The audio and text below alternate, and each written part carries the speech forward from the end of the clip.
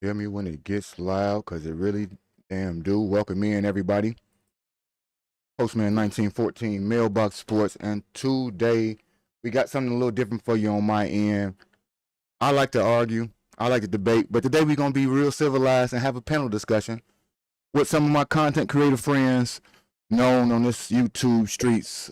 We're gonna let everybody give you the opportunity to introduce themselves, drop the pages they represent, any links that they might want to go ahead and give along with those.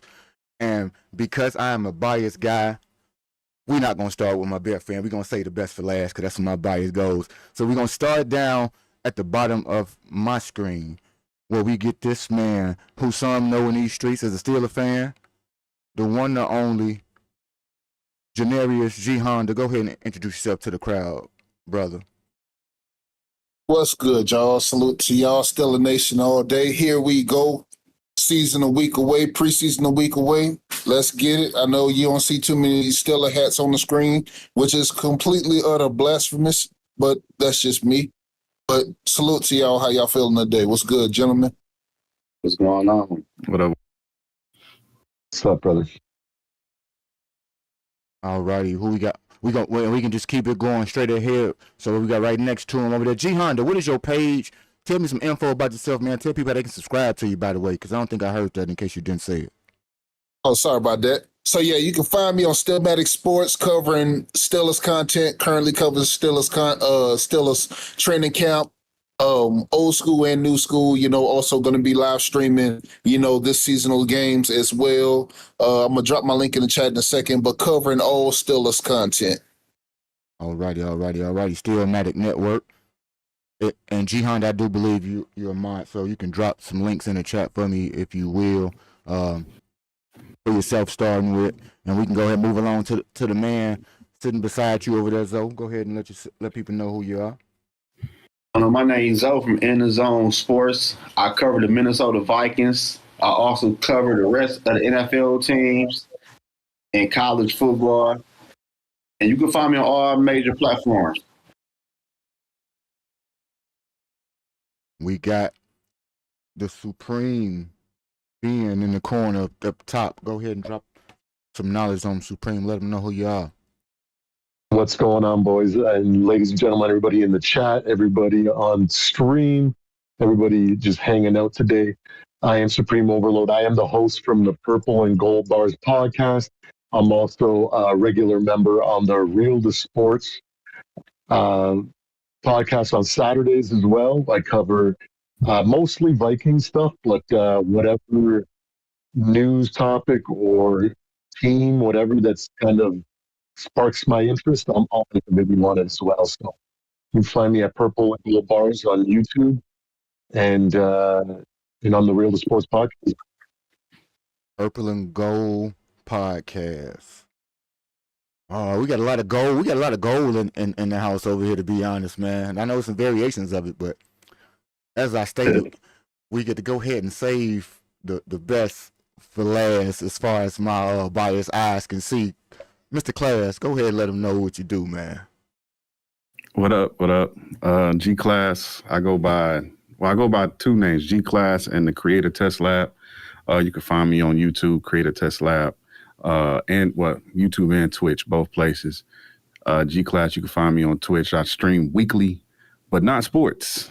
I do variety streams. I do nerd streams or like co-learning streams where we work on a lot of just like a lot of nerdy stuff, stuff I got in mind. But I like to pop in here and there to kind of balance the scales. My brother Postman is he's up against it, so I'm here. Bear down, and I'll try to be cool because it's a lot of other teams. There's another team from the division in here. I'll try to be cool, but just know what it is. All right, division champs.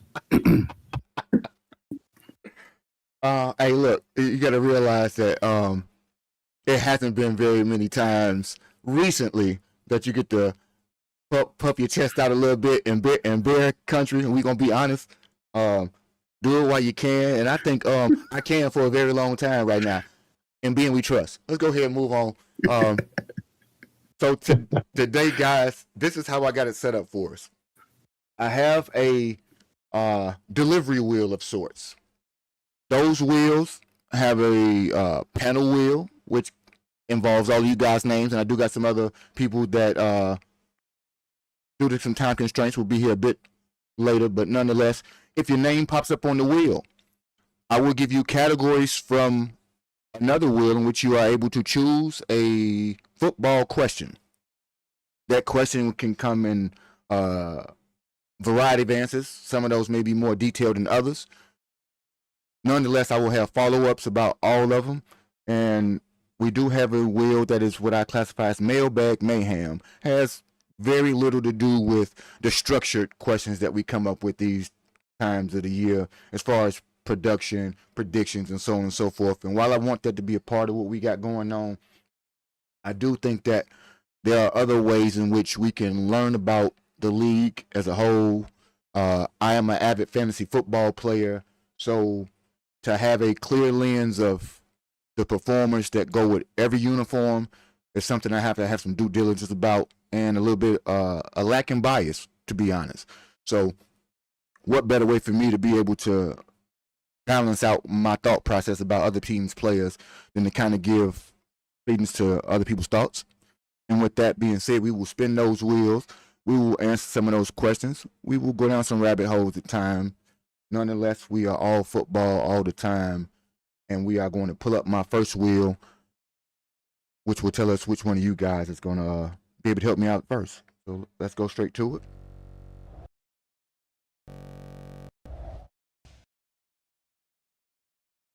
The wheel we got here is none other than the panel wheel. Let's interact with it and see what it got for us.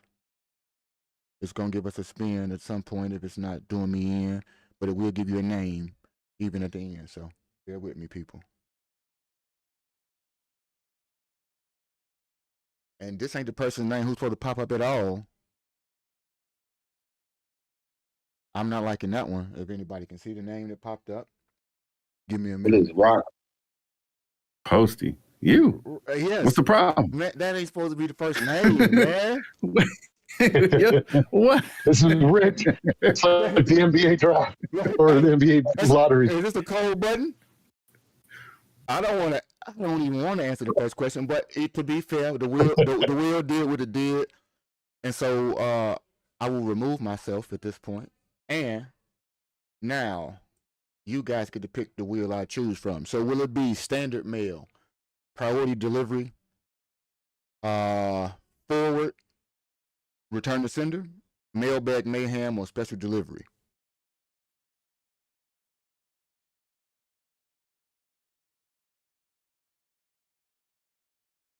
Y'all choose, because I ain't gonna choose it. Special delivery. Yeah, sure. Special delivery. Yeah. All right, so we're on the special delivery wheel.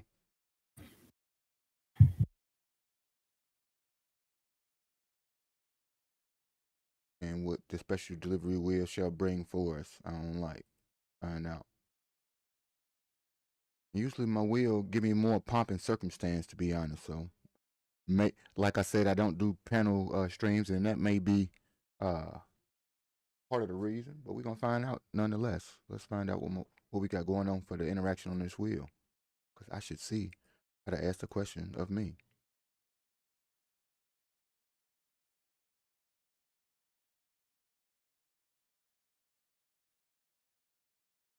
Alrighty, there we go. Let's find out what the hell I don't know.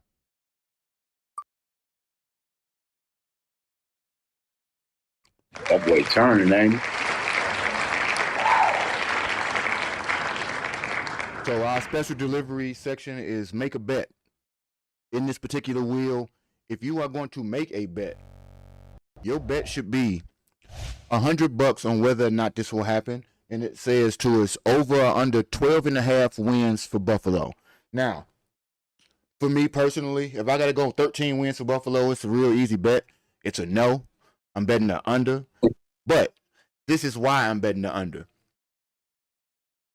I see teams like the Buffalo Bills kind of trivialize the regular season, if you will. Meaning every resource and effort, I don't believe, in my estimation, is put toward trying to go ahead and give max effort every game, wrapping up at the end of the year, whatever the case may be. Not to mention you combine that this year with the fact that they have a new coaching staff and a new barometer of expectation. And I don't know that this particular team gets the same bump that everybody else gets from a new coach. I think that some level of comfort on one side of the ball, which has always been their offense. I, the record, don't know many defensive additions they've made so far this offseason. And so the question for me would still be, how does the defense accommodate their offense? And I don't know that the offense is fully functional under the new coaching staff. So it's an easy no for me, but that's the reason why if I had to choose a why. Would anybody on the panel put the over for that particular team on 12.5? Because that's ridiculous for me. I don't know about over 12.5 for real. I think they're there. I would take the under as well. Yeah. I could see 12 or something. I'm not going to lie to you. 11, 12 wins, but 13 seems a bit rich. And honestly, I say that for pretty much any team right now.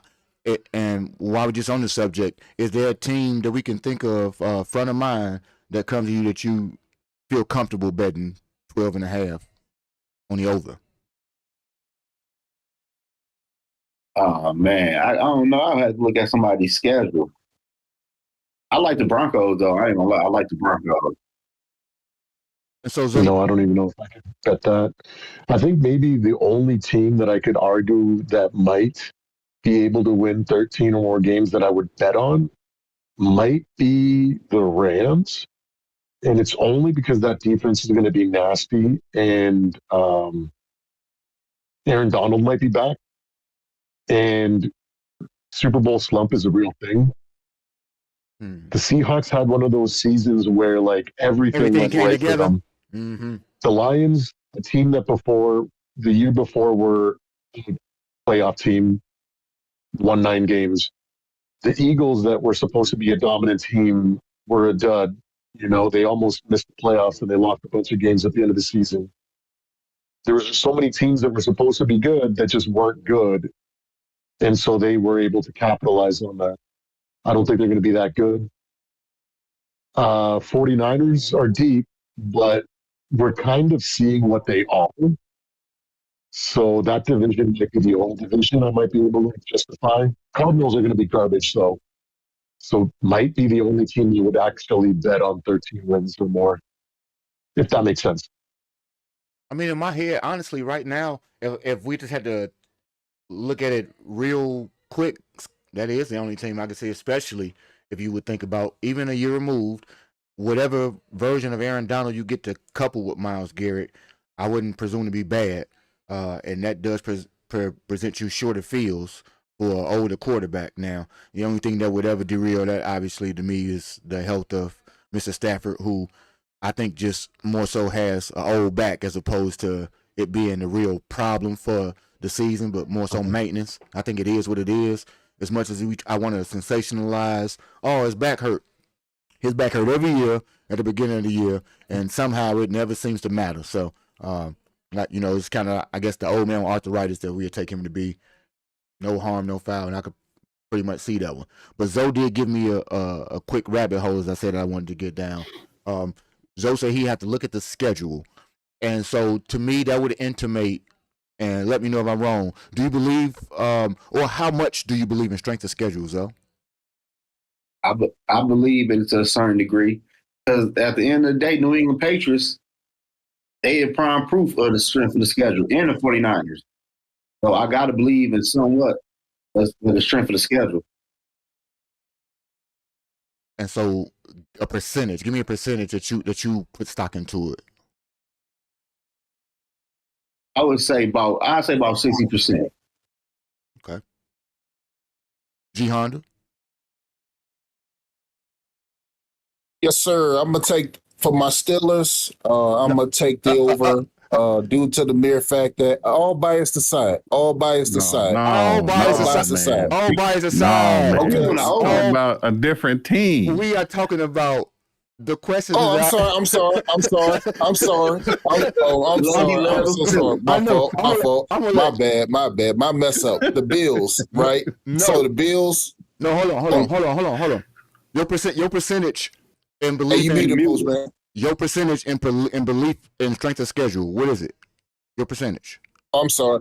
So the percent, I put 40% into the strength of schedule, All right. and that being because a lot of teams like you said with the Patriots had a bit of an easy streak going on en route to the Super Bowl, and also them Drake May. I don't put too much faith in him. I don't think he should have been in the Super Bowl per se. I mean, I thought Texans actually should have won that game, but that's just my thoughts. Supreme strength of schedule percentage.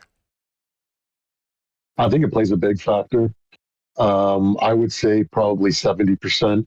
You got to remember if uh, three of those games you play against the top teams in the league. You play against the NFC champion, the AFC, and then another top team after that. And if you win, that's the difference between 11 and 9 wins. So if you lose those three toughest games on your schedule, when you have a first place schedule, for example, you're sitting at 9 wins. You can miss the playoffs. So that's what I would say, 70%. I could dig that. In class, what you got? I mean, I would say like 25%. I go the other way because I put more credence into the strength of the division more so than the individual team's schedule.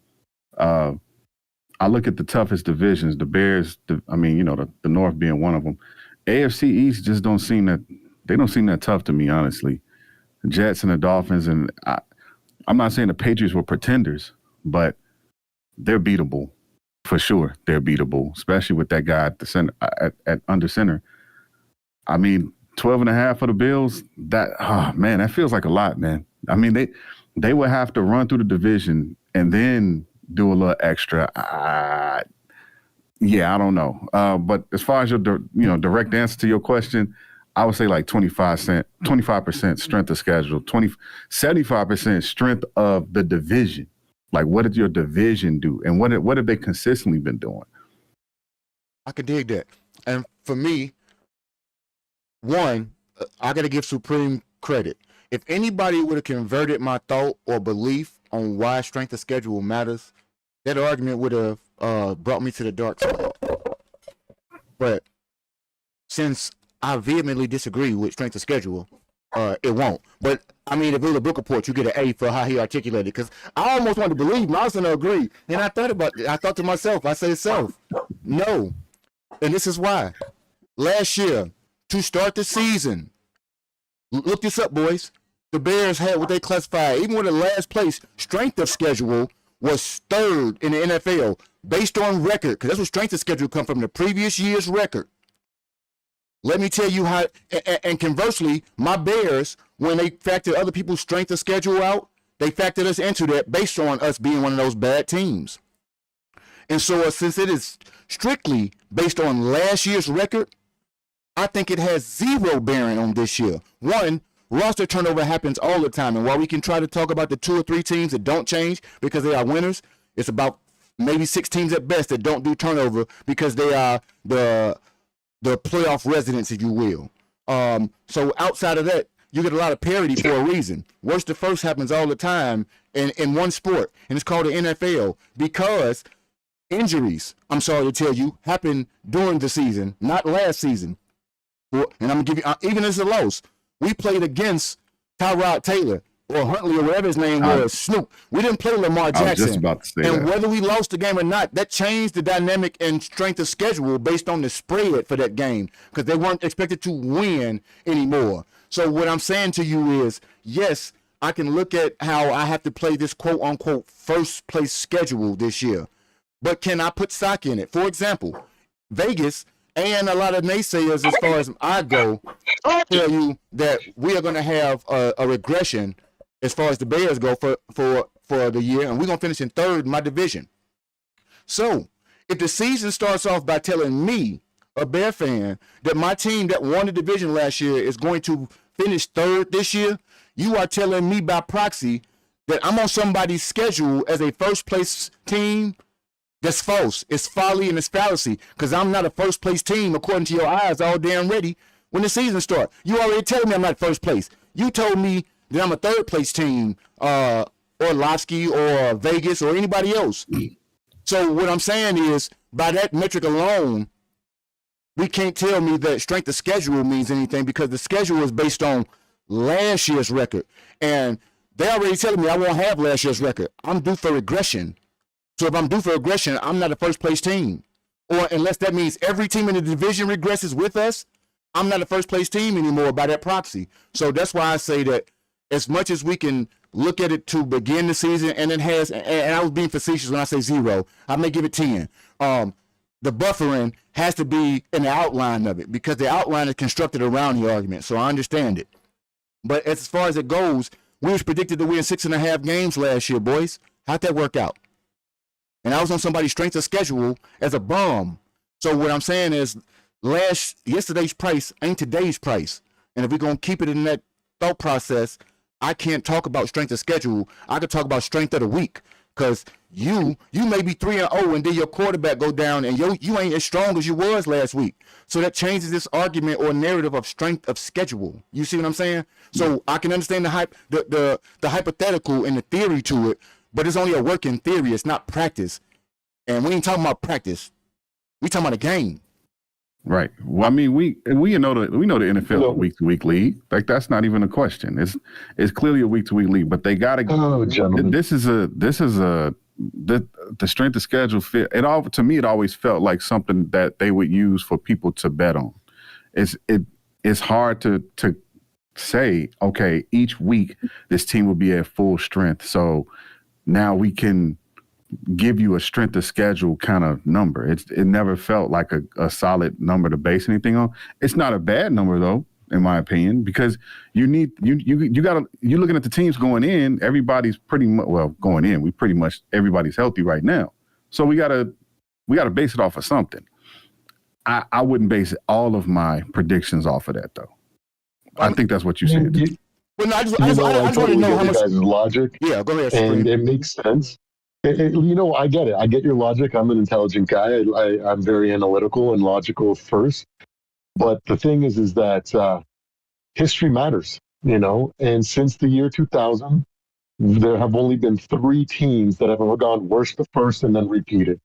That's the San Diego Chargers from 04 to 05, Carolina Panthers 2013, 2014, Jacksonville Jaguars 22-23. That's approximately 14% out of all the teams from every season since then up to 2025. So it matters. So strength and of there's schedule. a reason why people talk about strength of schedule.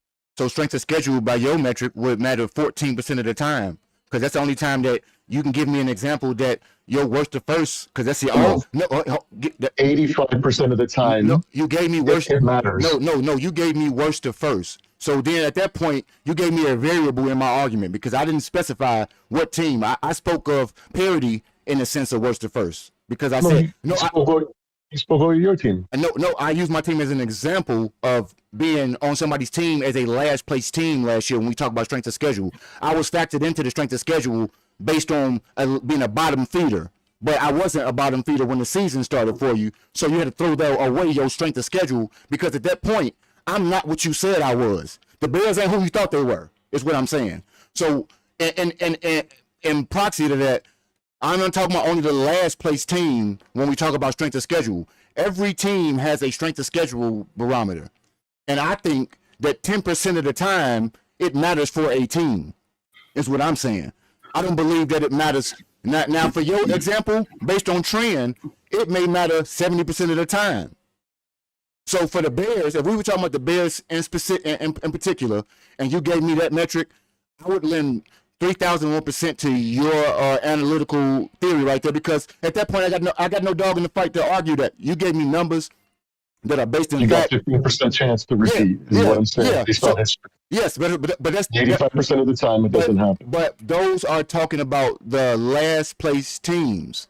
I spoke of every team's strength of schedule. When I speak of strength of schedule, when I asked about it, because Zoe, and I brought it up because Zoe mentioned he had to look at the schedule. So my question had nothing to do with anybody's individual team. Cash, no. It has to do with strength of schedule on the whole. And if I'm supposed to think of strength of schedule being a factor by that metric, it's only a factor, or the majority of the time, it's only a factor when you go from worst to first. And I wouldn't argue that point. But I argue the point of strength of schedule on the whole, the premise, the notion, because people put so much stock into it, and it's not only for last place teams, is what I'm saying. But I can understand where we thought I was talking about the Bears. No, I'm not talking about just the last place team or the Bears in particular. I was just I'm bucking. I get you. I was just going off your example, but that makes sense. Cause we gonna buck the trend, because I ain't worried about that. I ain't worried about that. The trend ain't my friend. I ain't worried about that. Some people got the bucket. That's why you got 14% to talk about over there. Because somebody was wrong. Post. Let's go. Post. So you got the Bears repeating as division champs? Yes, I do. Next. No. Okay. If anybody want to discuss the reason as to why I believe that, I will give it to you. Otherwise, I won't hold y'all up. And I don't want to hold up your game. We can say that, but we'll put a pin in it. Okay. Yeah. King Tana, how you feeling today? What's going on with you, Robbie? What's going on with you, T Miles? Y'all already know I got my mouth running over here. Let's get to the panel wheel.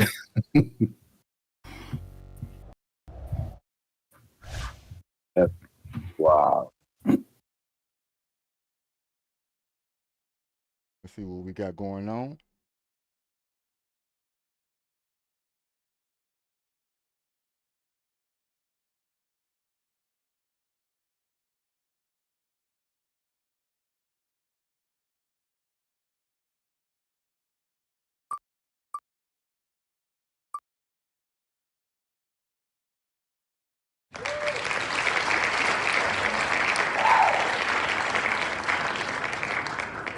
Alrighty. We got class coming up over here. There we go, G class.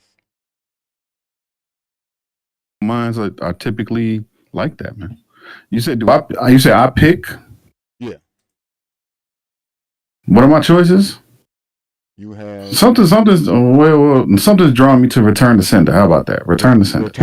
Return the sender. Yeah, something's drawing me to that, man. Let's go. Let's get us out here. Do we have our return the sender wheel? Oh, so you made multiple wheels. I see. He's ready, man. He's prepared. I love it. If Yeah. I can get the act right for me. Duh. Hey, tell me how y'all should say no to drugs, and I ain't got to be on them. I'm not pressing the function right. Carry on. I got you.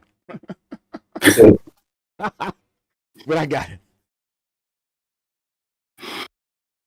Our question for G class shall be: class, we have, who is the most overrated coach in the NFL, in your opinion, good sir? I know that's like. Oh man.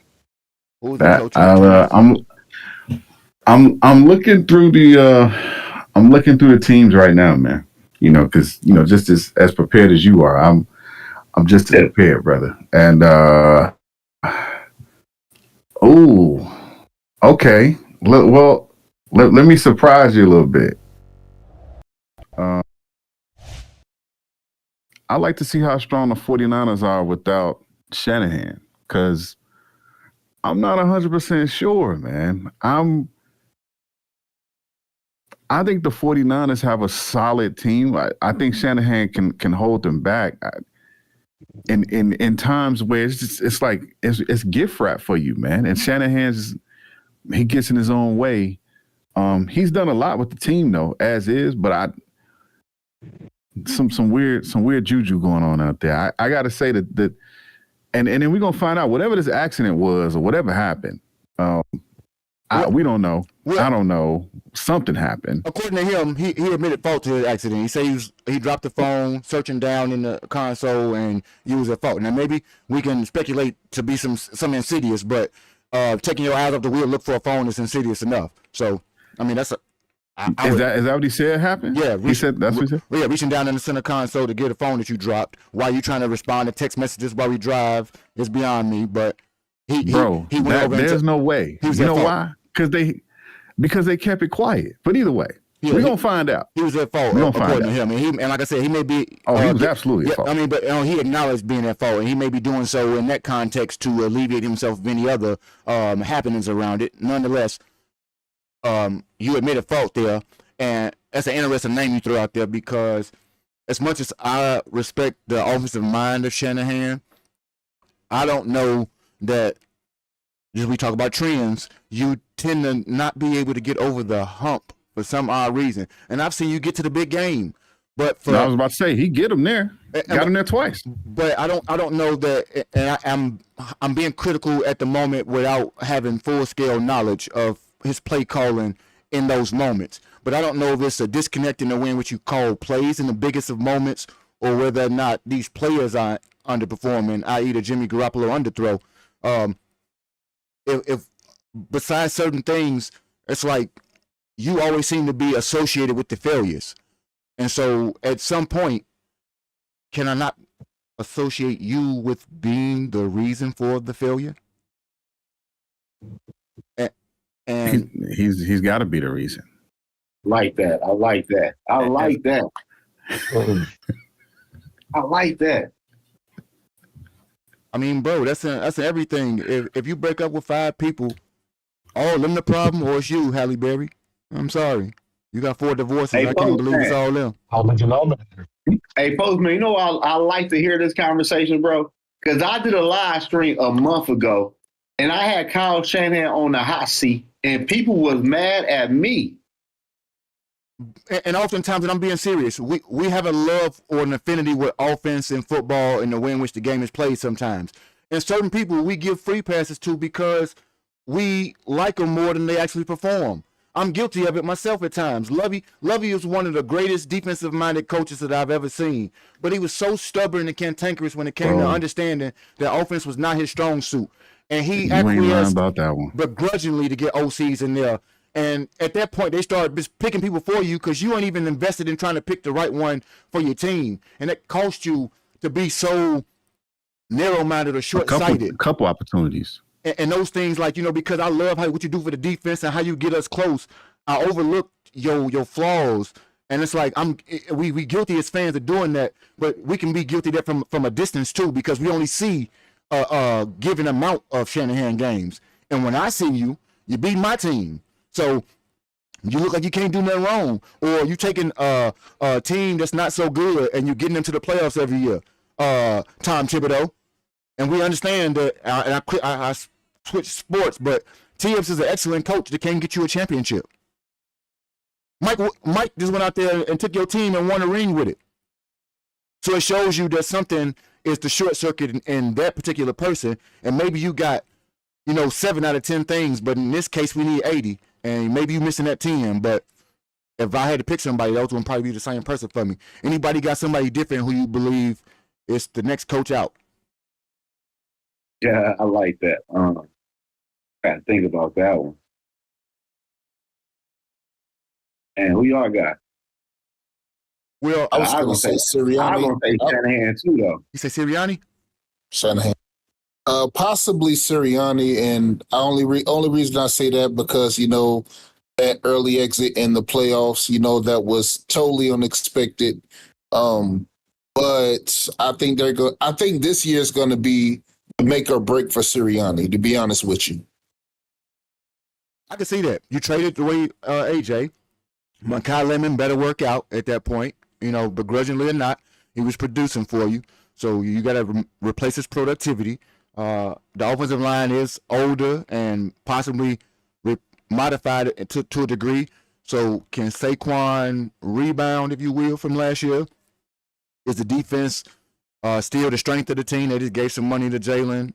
So we assume that Quinion and the youth are the people that's going to hold down the defense, and the vets are the people around can do some things for him. Howie Roseman make good moves, but like you said, Philly temperamental to start with, bro. So just in that sense, all its own, he could have been out the year after the Super Bowl, as Doug Peterson. So not a bad answer right there. And people talk about this, and we could say it's coming from a place of hate for me. A playoff coach, in my estimation, could be on the hot seat, and that is one Matt LaFleur. I knew you was gonna say LaFleur, man. I knew you was gonna say LaFleur. I had no doubt, brother. Bro, how many times can you be the 7th seed? It's a manufactured playoff spot, and I'm not mad at you for making it, because the rules are the rules, and you make the rules. But how you always in the last spot, you always lose, and except for the first time you did it, and this last time you did it, you shit the bed, bro. I watched the game.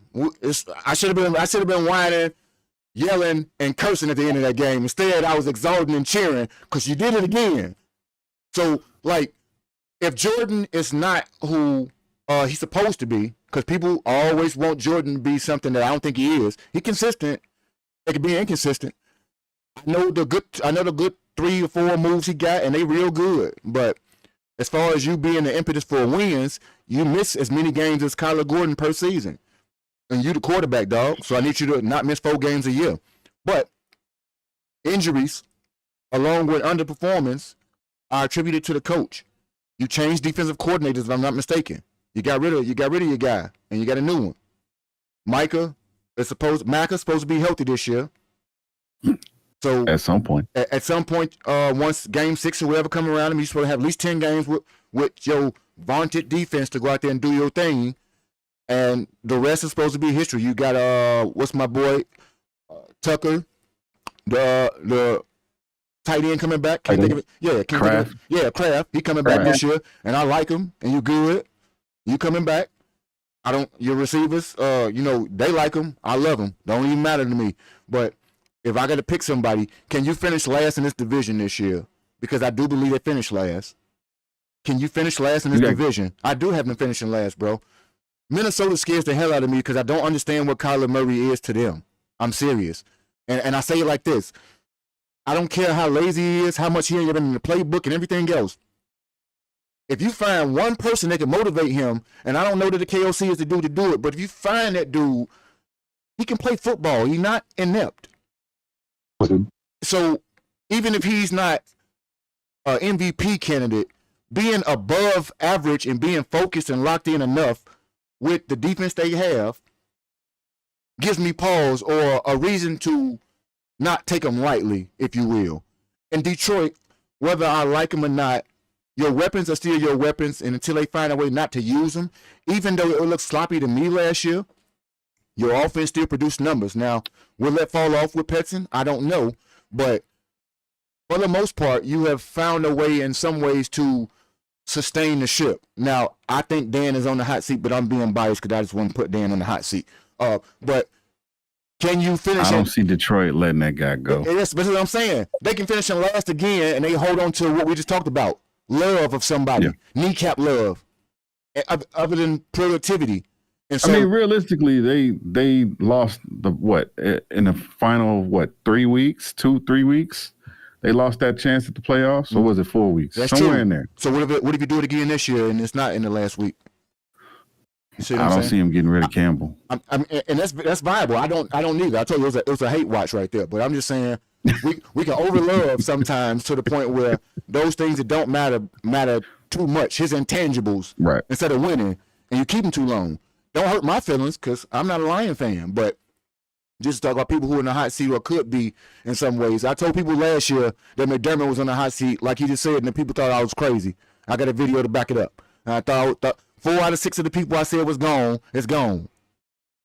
And I mean, it is what it is in terms of how fickle the microwave society of our sports world is these days.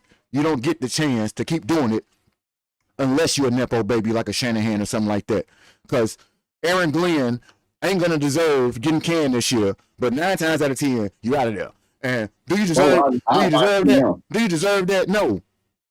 But save Aaron Glenn. I'm gonna end it right there. Let's go and spin this wheel. Yeah. I didn't even get to give my overrated coach. Hey, Supreme, you didn't, man. Hey, give me one or two. You got them. Let me quickly just let me ease your worries about the Detroit Lions. They're not going to be good this year. They're quickly going back to a last place schedule. This is what they do every about 10 to 15 years.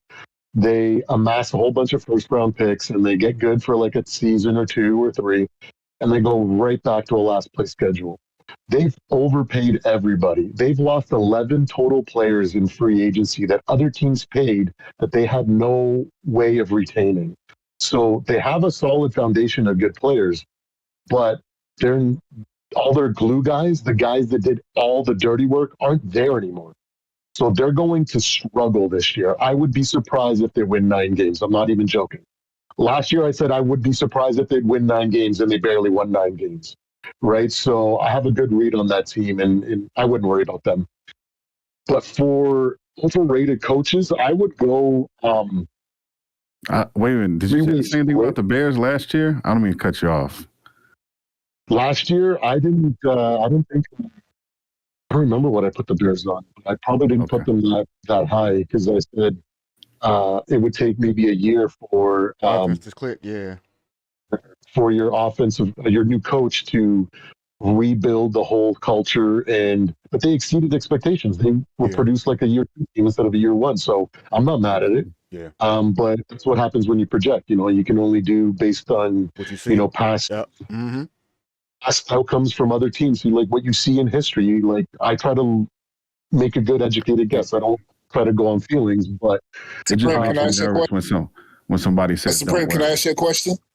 Do you think that's because the Lions refuse to build around the defense, say build around like an Aiden Hutchinson, if that's going to be your primary guy? I think primarily it all stems from the moment they lost Stafford and picked up a bum like Jared Goff. That man is terrible in the playoffs. His quarterback rating drops a full 10. They got fleeced. He is the only quarterback that's ever been traded with draft capital after being the number 1 quarterback. He is hot garbage, okay? Let me tell you the truth about Jared Goff. It all rolls down from that bad decision that they made years ago. They got fleeced from Matthew Stafford.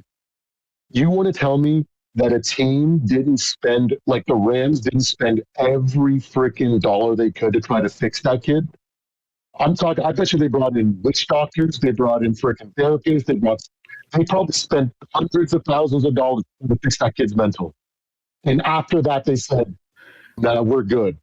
And they found a dumbass team, sorry, Lord, I didn't mean to swear, to get to fleece. And for the first time ever, they traded a first-round draft pick quarterback, a first overall pick, and gave up draft capital. If that doesn't tell you how stupid the Lions are, I don't know what will. And it all falls down from that. So I'm not surprised that they don't build around their young stars like Aiden Hutchinson on defense and make a defensive minded team. To me, they're a type of team that they build foundations on swampland when 150 feet to the right or to the left is solid ground. They're just that dumb. That's who they are. Okay. They are so bad for years. They get first round pick after first round pick, a lottery pick after lottery pick. And after 10, 15 years, they just have a bunch of raw talent and they bring a coach in that can do something with it, but they never do anything because it all starts from the expectations that front office and their ownership has. So that's why they're that bad. Sorry to rant about that. I just don't like the Lions too. To go back to the prompt, overrated coaches, I would say it's a 3-way tie for me. Sirianni would have been on that list, but I would say Zach Taylor, Sean Payton, and Dan Campbell. Because we saw how the Lions. We saw how they fell apart without their defensive coach and their offensive coordinator. They're just not the same team. I don't care what anybody says. They have talent to mask those deficiencies, but that's not going to last forever. They just lost a ton of their glue guys. Zach Taylor, man, I don't care. Like, he spends 85% of his snaps are in shotgun. Okay. When Joe Burrow misses, the team is atrocious. I think it's more his success is more tied to what Joe Burrow can do and what he is. Sean Payton, without a Hall of Fame quarterback, he's been mediocre, and he just look at how the season ended last year with the Broncos. Just a lot of mistakes and a lot of things that a better coach would have been able to coach them. So those are my overrated coaches. I can dig it. You see, and that's crazy that you even say that because what is it? Campbell's record is like 11-29-1 or something like that without Ben Johnson calling plays. That started with Anthony Lynn, and it's keeps continue as they say as far as his record goes. And I try to get away from that because I know it's a bias that I want to have, particularly as far as my coach goes, because it's my coach. But it's plain as day to see that he has a direct influence on what they got going on, and to not be able to acknowledge that it's gonna be a real problem to repeat success. Because who like Shepard is a defensive coordinator. I don't know who. I can't tell you who it is right now, but it ain't Aaron Glenn. I know Ben is the impetus for everything they say is not good, and it's proven with my own team. But yeah, as far as the overrated goes, that's what I say when we talk about hot seats and overlove. The overlove can happen for somebody because you changed my culture. My culture, we don't suck anymore, so I can't fire Dan Campbell. But in fact, I should fire Dan Campbell because I need to keep going. And this 6 years later, and it ain't happening. This ain't a GM, it's a coach. But, I get it because they talk about how hard success is. But, I mean, it's not my team. I'm being somewhat biased in it. But I can't believe that it's not one of those guys who you can see on the hot seat and not think that I'm just kind of giving you one that don't make sense. But let's move on to the wheels of steel.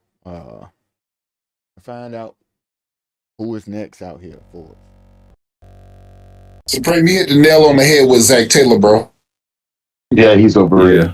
Yeah, I agree with that. Well, that whole team is overrated because of the Super Bowl appearance they made. So if you think about and plus it's Cincinnati. Yeah, I agree with you in conjunction with that. But they kept Marvin Lewis too long. I mean, but that's the. Oh yeah, he got so much undeserved money. Marvin Lewis got so much undeserved. Yeah, thanks. You got the cheapest owner in the league. that too, hands down. But he'll pay for tickets.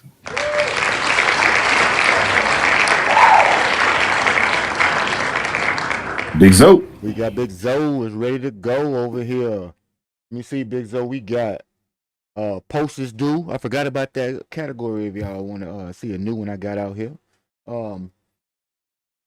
Priority delivery, standard mail, forward, and mailbag mayhem. I do priority delivery.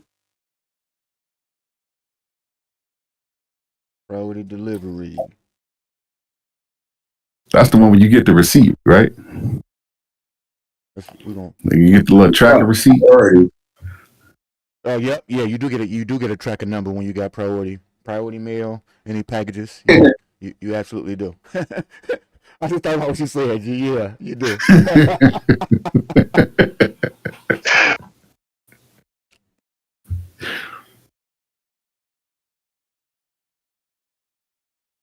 And that's crazy. I had Sean Payton on the hot seat. Yeah. Hey, no, they didn't say overrated. They got him on the hot seat. Oh, I thought it was the hot seat we were talking about. No, I segued into hot seat people because of who I thought was overrated. But to be fair, they were just talking about who's overrated right there. And I agree with Peyton being overrated in my estimation. But your results are your results. He get things done for the people he got going. So, hey, I won't hate on him today. All righty.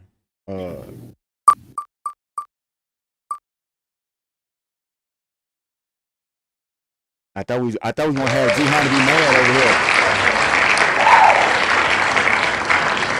Sir, All right, again, guys.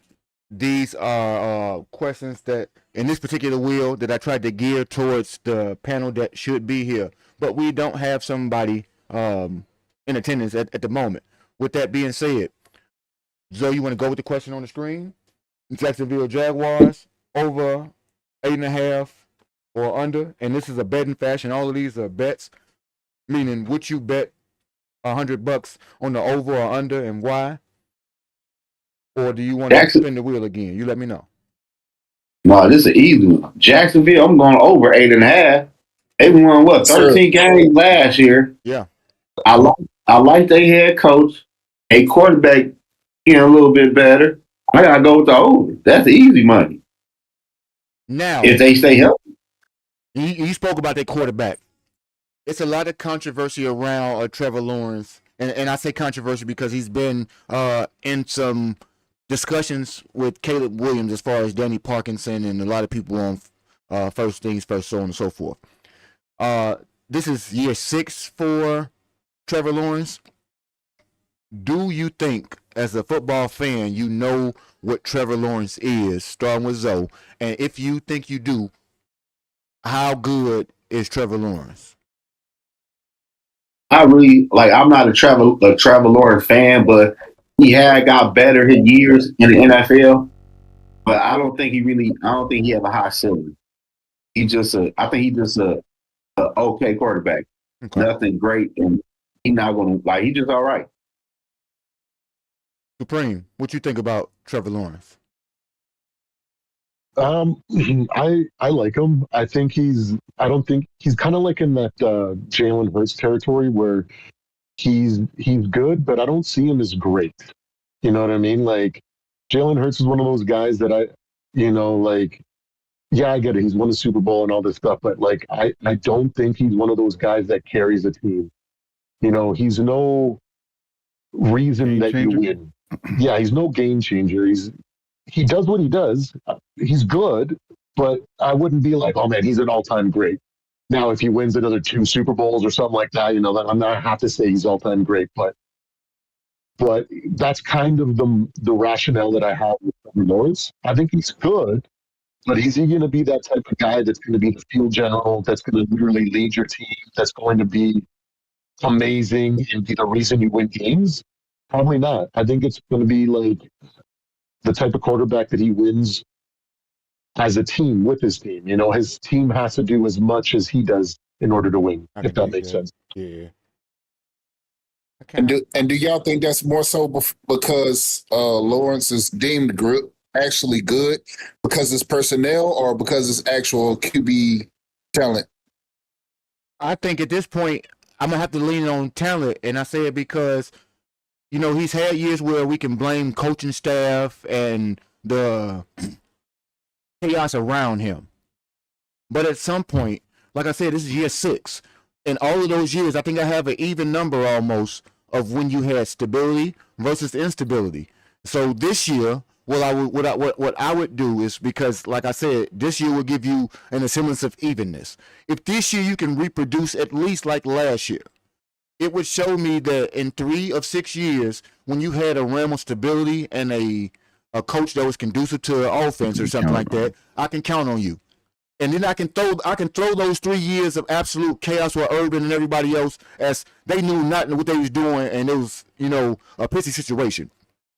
Where that gets tricky for me is one of those seasons did happen with Doug Peterson, who gave you stability. So you had a 1-1 with him, which was supposed to give you continuity. Instead, the second year you regressed. So I'm gonna have to lean more towards the body of work, leaning to him being slightly above average. Somebody I can count on, but I think the team confluence matters more than himself. And you were supposed to be the golden boy / generational #1 overall pick, and that particular billing is you failed to uphold, in my estimation. And to be fair, my quarterback is the next person who has been saddled with that fake moniker that you have to go out and live up to because they gave it to you. Somebody called you generational. So at some point, if you don't live up to it, you will be deemed insufficient if you are not highly successful. Bottom line. And that's where I go with #1 picks for me. Shout out to Jared Goff. You, I mean, my coach gave you your best years, made you look competent, and you were around Sean McVay, who's supposed to be the greatest offensive mind in the league. Yep. And like you said, they put him in a box and set him on somebody's porch, rang the doorbell and ran. So, like, to understand you playing ding dong ditch with a quarterback Special is wild. delivery. That's right. Literally. Hey, and they trying to return the sender, and you can't now. Him and Dan, it's there. It is what it is. And you get to think about things like that as far as billing goes. And based on billing, you were billed to be box office. And right now, you matinee prices, baby. And, I mean, I still go see the movie, but nothing to write home about. That's how I feel about that particular guy. But 8.5, you spoke of the reasons why. What would be a reason they won the division last year? If I'm correct, what would be the reason that they falter and do not win the division this year? Anybody who got an answer for me? I would say it'd be the rise. I'd say it'd be the rise of Tennessee, and C.J. Stroud got better. Yeah. They'll probably a playoff team. I don't know if they'll win the division this year. It's hard to have the target on your back in this league. People spend their entire offseason trying to figure out so you don't do the same thing 2 years in a row.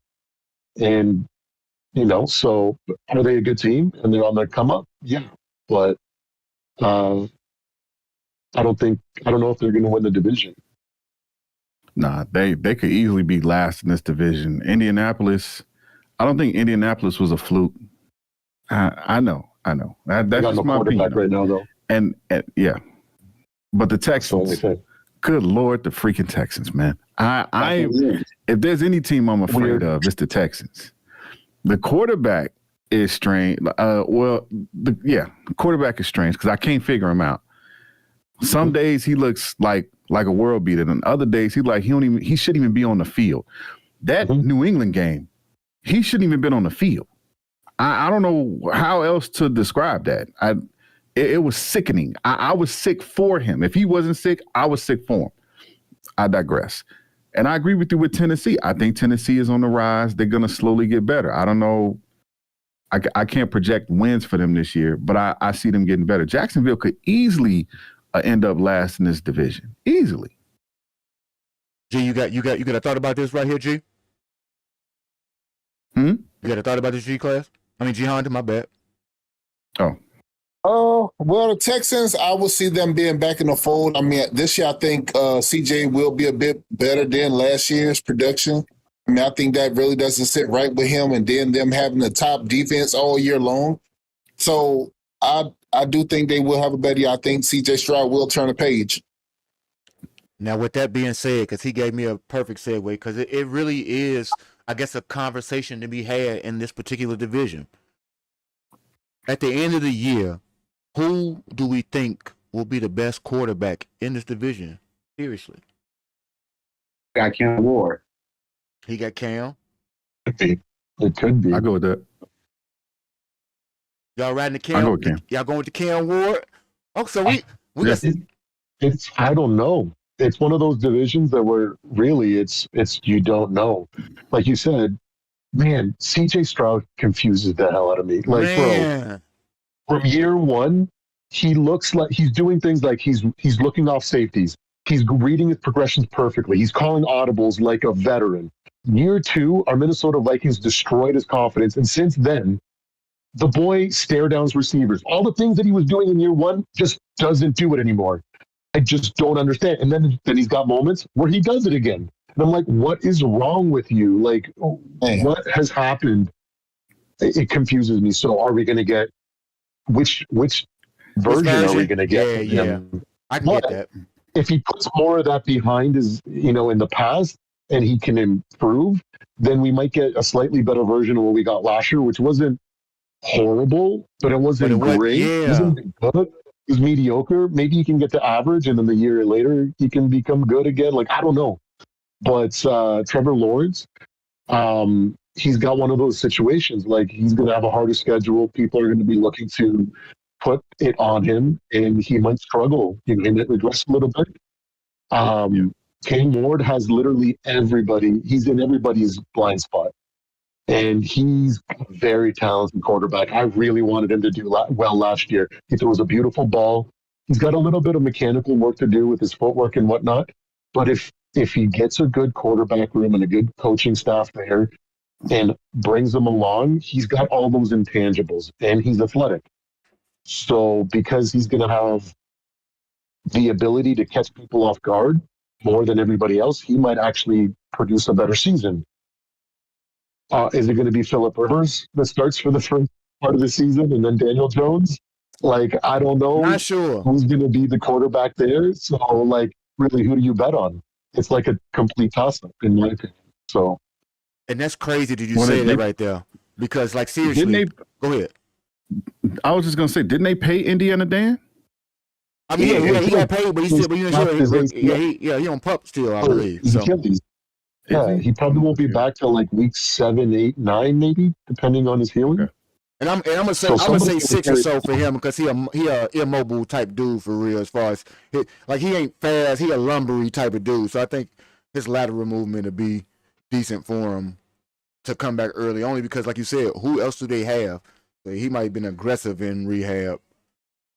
Yeah, Yeah, and he Colts could come back in week 6 and then have an incredible 10-game stretch where he does better than everybody else. You know, and so who do you bet on? Who do you bet on? It's so Yeah. weird. It's such a weird division. Because I don't know, fellas. Last I heard, Danny was. I don't know. I'm seeing active. I'm not. That's what Okay. I'm saying. I could be wrong. Let me do a little bit more investigating. But from last I Nah, heard, they definitely taking a quarterback in next year's draft, no doubt. Colts are. Oh yeah. Oh, Yeah. Hey, but look, if and I never thought I'd say this, but if the Titans can get them a Case Keenum, and by Case Keenum, I mean literally, Case is a wonder in my quarterback room for being a soundboard in the ear for a young developing quarterback that don't know the rigors of the game. And if you can get somebody like that in a quarterback room to help him along with the other offensive developers around Cam Ward, seriously, the things he talked about, he already got the mechanical, the physical gifted tools. He need to work on mechanics, and Case Keenum is a mechanics type dude, a gym type of dude, an approach type of guy. And I say if you get a quarterback that's in the room that he feels more appropriate as opposed to a coach, you know, it kind of stems the gap, and it allows a veteran like him to ask the questions in a way that the young boy couldn't ask them. You see what I'm saying? I can be your interpreter somewhat for your learning curve. I believe that was critical that we don't talk about with Caleb even last year, that Case being able to show you how to be a quarterback, a professional, watch film, diet, who to hire for, outside as cooks and everything like that. The rigors of being a professional quarterback in that moment. Yeah. I think those things are critical, especially when you was a guy who spent a lot of time on the bench. That means you spent a lot of time studying, being prepared, dealing with the mental aspect of the game, because that portion he mastered probably better than the guy who was starting, in the sense that he didn't get to actually rep it out. He had to master this, and when you come off the bench, I got to turn it on and be ready, as good as that may be or as bad as that may be. So I think the intake of information is the way in which they can regurgitate, i.e. making them some of the best coordinators, so on and so forth. You give him a guy like that in his room, because Will Levis ain't that dude. And Well, they got the bisque. yeah, They got the bisque. yeah, So- let me tell you about his mama call him Mitchell. I'm gonna call him Mitchell Trubisky. Next, if you got Will Levis, Mitchell Trubisky, and your quarterback room together, throw a Hail Mary for this guy. And I ain't talking about the pass, man. Oh my Jesus. I can't believe you just told me that. I gotta go to another cat. Oh my God. Mitch Trubisky and Will Levis is your backups? Yeah. Hell is hot. Just a quick note. As far as the coach, about 5 days ago, Colts Daniel Jones says he's fully cleared for training camp. So that's all I got. Yeah, that's wild. That's wild. He said, will be, That's the way to look at it. he said that's why we don't will know. he be Got that ready right to there. play? Will he be the same? He said I'm going off of what I thought, like what a lot of projections were saying right after the injury. So I'm not fully up to date with that. So Hey. I will have to admit that. When these pads It's come still- out, we're gonna find out. Yeah, we're going to find out but too, if you rush him back, he's not fully ready. That's going to be Thank detrimental. you. And the thing is that they traded all their number ones 3 years in a row, so they can't draft the quarterback next year. But sauce. yeah. They're But kind of sauce. screwed. And your defense not even that good. if at all. So think about that, like you said, you have to be able to recoup on him. Anthony Richardson will not be your answer, and you cannot afford for him to be hurt. So do they err on the side of caution and think that they can run JT into the ground, who possibly looking for new money, or do they rush him along, or does he rush himself along to kind of try to get in that mode of proving that he belongs so he's not ostracized again because he just got a little bit of a name going to Minnesota for that 1 year? Do we want to lose his rep and mojo from last year by Even last, yeah, yeah, I'm saying, but do he you had want a great first half. and then you got hurt. So do you want to lose that mojo because he was already out of sight besides those 10 games? So is the pressure internally for him speeding his clock up to want to make him try to do something that's unwarranted or He's not ready. ill-advised? It could be AMA, I don't know. But like you Well, said, he just completed a week of training camp. So I hear what you're saying. no, I just say, But he seems like he's on track. We'll find out. I believe it. He's No, healthy enough. yeah, I believe it. Yeah. Hey, Mailbox, you said Sauce wasn't that good? Yeah, not for the capital they gave away for him. Not for No, what they paid for him. No way. Oh, They okay. gave him Okay. He quarterback. did have an 80+ cover grade, Yeah, but this I mean, yeah, but that's cute. hold on, what did they give up for him? Two Three two first first, rounders. 3 first rounders. Quarterback. Top tier quarterback.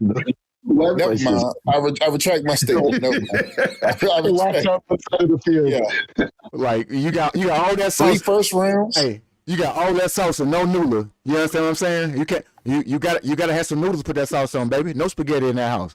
But that's the Colts and that's their ownership. I'm gonna let that go because I know some Colts fans and I can get down the rabbit hole with that one. Let's try to get to a couple more of the panel questions and then we'll get into the ultimate rabbit hole, which is the divisions, our respective divisions, Damn, Sauce. the North. So let me get to this wheel for us. AFC North. Yeah, you're a part of the wheel with the North. Unfortunately.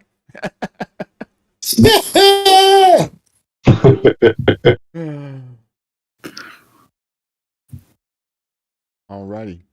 Let me get this going. Panel. Well, let me say that. I was just gonna say, Post. Mm-hmm. So, how many guys haven't the name haven't popped up? Because then whoever haven't been called, then we can just we could ask them which kind of mail they want. Oh, you know what? You know what I'm saying? That way, Just me and G Honda. Yeah. So I would say just Supreme and G Honda. I'll let Beauty go before Wisdom. Go ahead, G Honda. Uh-oh. So G, we got return to sender, special delivery, mailbag mayhem, priority delivery, postage due, and standard. I believe if I ain't said it already. I'm gonna go with special delivery. mailbag mayhem. Yeah, a little bit of mayhem. That makes me nervous, man. Scouting report on Rome. I get you. I do got a bit of a thought on Rome because I grow tired of a couple things that I talked about with Rome. So I'm gonna have my postal. We're gonna go postal for a minute, if you will. Don't pardon the term. And why is I'm not spinning over here? They don't want you to ask. They don't want you in this wheel, G Honda. Hey, greatness does that sometimes. You know what I'm saying? Yeah, they don't want you in here, bro.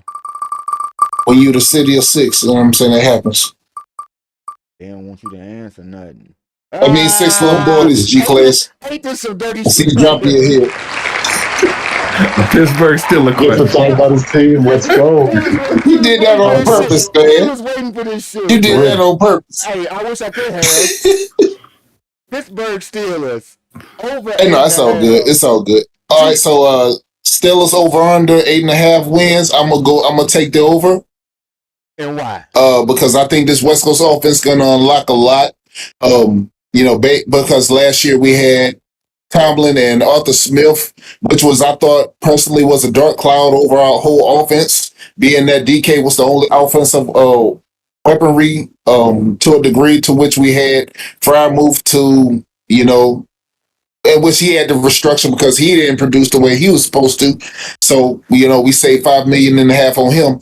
But I think this West Coast offense is going to unlock for us. Unlock for a lot for us, with the 11, 12, 13 personnel. So I think yes, we do go. I do have us at finishing the season at 12-5, but the regular season at 12-5, and I will take the over significantly with this West Coast offense unlocking everything for our offensive personnel.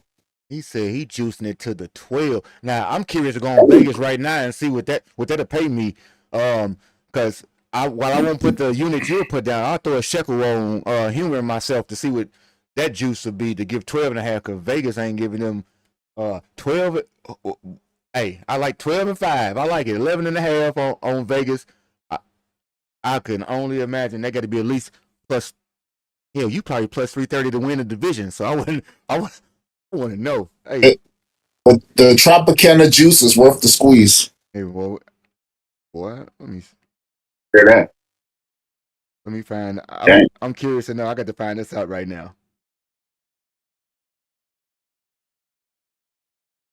They got a bye week, a week 19. I mean, I'm sorry, week 9 bye week. The old They Aaron get their Rodgers. work done in the first half. I'm looking at the schedule. That don't mean nothing. So 8 Yeah, I mean, but 8.5 is yeah, at plus 115. So let me see what the juice would be for that one right there. They want but you when two of your primary divisional quarterback can't stay healthy and they under 30, and Aaron Rodgers is 42. they only give me a projection to say that if you win 12 games that you have AFC North odds, and that's plus 550. That's wild. So plus 550 at minimum is what they saying that right now Vegas will give you for that right there. Hold on 1 second, folks. Man. Lay your money on that. Hold on 1 second. All right. Lay your money on that right there, G Honda, and let me know how that turned out for you. Because I'm curious to see. And I'm gonna go look at the schedule too, because I haven't looked at y'all schedule to see besides the Browns, where I'm fitting in the wins. Aaron coming back this year, right?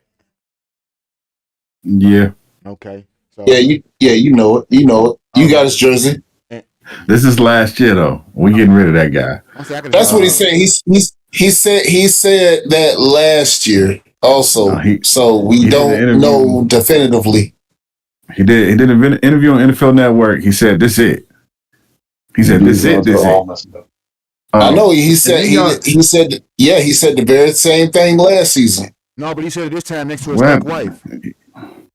Wow. Look. The first half, they going out to London or something. They got an 8:30 game against New Orleans. You gonna send that old man out there? Listen, what's the over under 8.5? You say? Mm-hmm.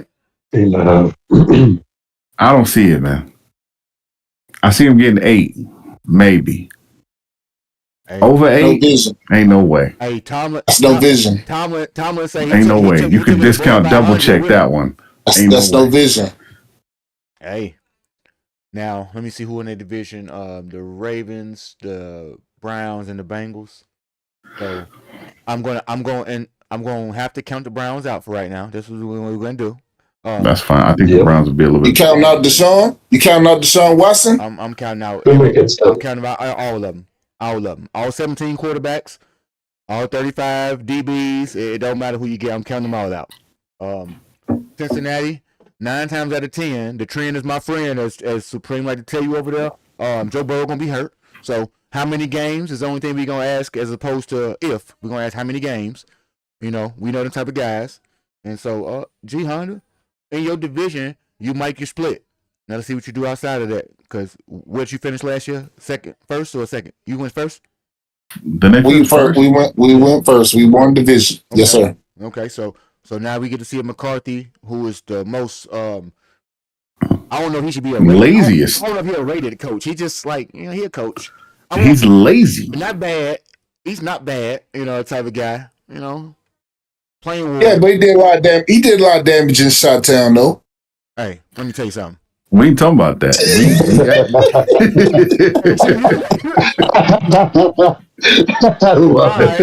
All right. Well played. All right. You got me. He gets some Father's Day card from Chicago Bears. You got me. I'm tripping anyway. Pot, man. He's just throwing grenades now because he's just like, I love it, man. I love it. Oh, man. That was I so can't good. believe. Look, So good. He caught me down that rabbit hole of a wheel. I forgot to even go back to the panel on the screen because I can't believe he just hit me with a. He whooped the big. All right, I got you. Don't worry about it, man. Hey, you deserve that one. I walked into that door. You closed behind me. What can I say? All right. But no, but to be fair to the whole thing, I wasn't in favor with McCarthy coming over because honestly, I just knew the Lions were going to let Dan Campbell go. I either wanted Dan Campbell or Ben Flores. It was supposed to be Flores from out of Miami, but I think he took a position with Minnesota. What did he? Who the hell He is was Ben? already our Ben defensive Flores. Yeah, Back Brian up. Flores. Brian Flores. Back up. Yeah. Brian got a brother in the league called Ben. So when Tomlin had brought him on, I either wanted him or Dan Campbell. But McCarthy, like I said, I think that West Coast offense can do wonders for our offensive personnel, which is, I got us over of the 8.5 wins. When we talk about somebody in their division, just stay in their division real fast because I know another quarterback is much maligned in that division, and I think at times it's warranted. Here we go. And I think that at other times it is not so justified. In the case of one Lamar Jackson, because I believe that's who wins their division. Let's stop playing. I'm with you on that one. If they healthy, we already know who wins the division. I'm not going to play these games with G Honda and entertain. Oh, the guy that only played one full regular season? Well, guess what? That's right. Yeah. And how many divisions? And 2 MVPs? And how many times out he of won 10 years. And how many times he won the division? And how many times has he won the division not playing the whole season? Knock it off. 2 MVPs? He don't never play the whole season. We talk about my other dude is how many games he gonna miss. But guess what? Is he gonna miss enough to not win the division? I don't think so. Okay. Now we'll see.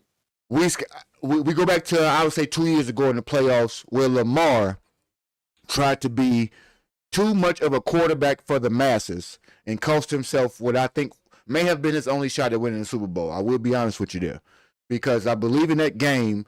You started off with an 84-yard run, and you should have gashed their ass to the bejesus and continued to be running back Lamar until they stopped you. But you had so much hubris and pride to prove that you are this conventional-ass quarterback that you pissed down your leg along with your teammate Mark Andrews and give it away for the end of the game. Now, with that being said, given the way in which I think Declan Doyle will be able to get him the best of both worlds, meaning temper your expectations of yourself to be this Todd Monken quarterback and learn to be a dual threat quarterback. Be the best dual threat quarterback you can be, because you ain't going to be nothing else. That's who you are, bro. Stop trying to be who you're not, because that won't work. It won't serve your purpose. Now, health is going to be an issue for Lamar at all costs, because he Jaden Daniels size. That's what it is for those types of dudes. That's what he paper thin. What I'm saying is often the conflation of the way in which the team loses for Lamar, because I say the team loses for him. He's part of that. But I think many more times in the playoffs, because he gets this little game Lamar narrative, I think I've watched enough games in the final 8 or final 4 of football to notice that 9 times out of 10, Lamar's not the person after year 2 that has pissed down his leg as far as the team goes. Has he had perfect Josh Allen type games in the playoffs? No, I won't tell you that. But has he had games that were absolute CJ Stroud last year where you gave the game away, that your defense laid on a platter for you? He has not had any of those games since his rookie year. So I think the narrative that goes along with him is so unfair. Can't catch the ball. Dude fumbling the ball at the goal line, all types of stuff. Yeah, it ain't him. But not saying that he ain't he's the head, right? It stems, everything stems from him. But he's putting these guys in position to make the plays, and they ain't done it. But I agree with you. Sorry, didn't mean to cut you off. No, you. I was okay with that one right there, because if I'm correct, and I don't know anybody else, if anybody besides Supreme has a disagreement about Lamar or the thought process, because I won't say he had disagreement, but maybe he have a difference of opinion. That's what I say to phrase it, because I only do this on a peripheral view of things I think I've heard, so I won't try to put him in that box. But besides Supreme, does anybody have a difference of opinion about Lamar that they want to share? Because I want to give him the floor you know. But I would ask this. know, I would ask this. Do you actually think he's a dual threat quarterback? Yes, I know. I know he is. In fact, I don't think anything. Yes, I know he is. What kind of question was what? Yeah, man. Listen, I like Lamar Jackson. Man. I'm a Lamar Jackson fan, but I keep it a buck. At the end of the day, he's not a good quarterback in the playoffs. Like you can blame Zay Flowers. You can blame Mark Andrews. You got to blame him too. Because I think every playoff game he done had a turnover. Okay, a turnover does not decide that you have a bad playoff game. That means you had a turnover. You're right, but also with the turnover, you only got 1 or 2 touchdown passes. Like you're not even scoring. You're not even scoring though. Okay, and again, to reference what I just said, 2 years ago he started off with an 84-yard run. He ran the ball 3 more times in that game. I don't care that you throw. That's what I just said. That's what I said. Get out of this mode of trying to be what somebody else wants you to be. I don't care that Lamar throw. He could have threw the ball 18 times in that game. If he 13 for 18, you did a hell of a job with your completion percentage, and he ran for 94 yards. I don't care about those things. The notion, like for example, Jalen Hurts is not my cup of tea at all. But what I won't do is tell you that what is needed to be done is what Jalen does for his team. In those instances. If he needs to throw, I will. If I need to run, I'm going to run. I don't care what you call me. Your label for me means nothing. Call me Super Bowl champion like Sam Darnold. And so if I can get so if Declan can get Lamar to not worry about the people who say be a wide receiver or don't be a court, I don't care about those people, and Lamar shouldn't either. And if Lamar realizes that there is no such thing for any Ravens quarterback besides Joe Flacco with that heater to have this 158 QB rating, I don't need that to win a game. I need Lamar to be the best version of Lamar in every game. And sometimes that means use your legs, and that means use your head, not your arm. When I need you to throw the ball, sometimes your tight end drop it in the end zone. So tell me what your arm, what fails you right there. It didn't. I will tell you about shortcomings for a quarterback. He has those. I'm not mitigating him of not being a perfect quarterback or anything like that. What I'm saying is this. Oftentimes because of a team result, and I'm going to go back to somebody for me because that's my favorite quarterback until proven otherwise. I hate QB record. It is one of the worst things they can ever attach to somebody in the NFL to me. Jay Cutler, they call 51 and 51. So David Kaplan says, well, he's an average QB. You can kiss my whole narrow butt with the notion that your team's record, 53 people contribute to this, but I get a record. No, your coach get a record, sir. So to tell me that Mitch Trubisky, who have a sub 500 record, he don't got no damn winning record. He's a bum. Can I not see that with my eyes? So when people start talking about this record, their team lost. I watched their team piss down their legs in that game, not Lamar. Can we admit that out of all, if you have 5 playoff appearances and you bad in 4 of them, but you win the Super Bowl in 1, do people talk about the 4 you had bad or they talk about the 1 you won? Which one? Would they have not got rid of all the talk we talking about if he won? So what I'm telling you is this: if in that game Zay Flowers don't fumble it away, and if I tell you that Mark Andrews don't drop the damn ball, it don't matter. I know all those are ifs, but in that game, the most recent game that mattered, not all the games before, so I can build this narrative that fits my narrative for me. In the last game that you played that mattered, my team pissed it away, not me. But because I'm the quarterback, we want to have this long-standing contrived narrative that goes with me. Oh, is it me? No, it's not you. I got too loud. Is it me or y'all him? I got too loud. Nah, it's him. It's me. He coming through on YouTube, but on the in the Discord, it's a little. I got too excited. I got too excited. Oh no, you good. No, Zoe. I'm telling you, you couldn't hear me because I got too excited. Yeah, I maxed my mic. I gotta bring it down. Your mic, you go off your heartbeat or something? No, I said Jay Cutler. I said Jay Cutler, and my heart rate got to hear, baby. Yeah, I see. Jay made me flutter. No, said Jay Cutler and the mic choked. No, it makes me. that was wild. But I feel you though. Like I like Lamar, but like I feel you, but damn, bro, damn. It is like shit. I'm here with it now. Like I'm like shit. And like I said, this year you got Declan Doyle, you got a defensive-minded coach. I think you got a different slate. At the same time, your expectations don't change. It don't decrease. So I expect you to win the division. I expect you to go deep in the playoffs. you and Josh Allen have the most pressure on you every year to win a Super Bowl until proven otherwise. They do got better weapons too. They did draft better wide receivers. And you got a better coach over there called D Hop that's helping him out as an instructor. So, he over there now? He's an instructor right now. And I don't think he's on a payroll, but he's helping them out this year. So that means you got a vested interest in still making them better because you played for them last year. With that being said, it does lend itself to you not having excuses. I don't give you no excuse. If you lose in the playoffs, you're a failure just like Josh.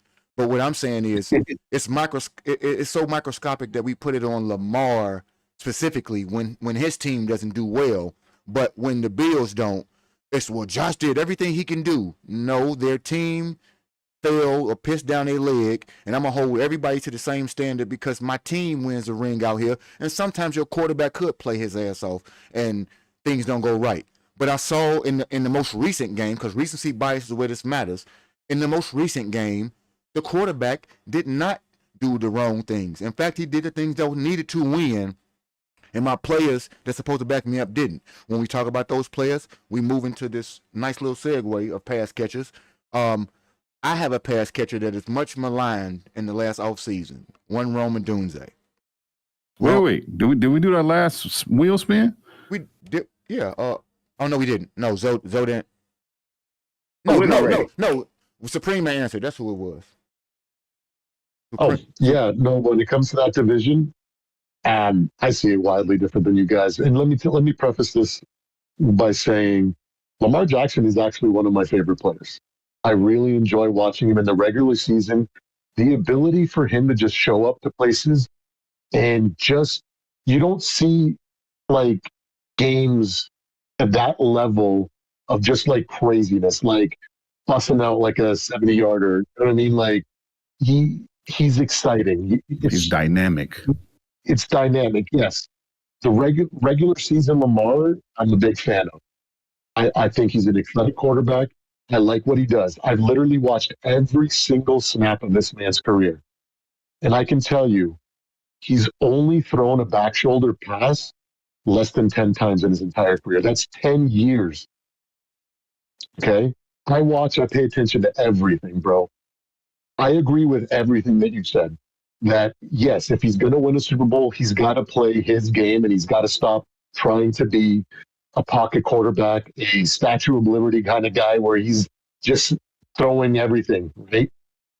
But his style of quarterback play does not translate in the postseason, okay? In the postseason, it doesn't matter. There are going to be moments when the quarterback has to deliver the ball, an accurate ball, into double coverage, into triple coverage, 50-50 balls. I rarely see him throw into coverage.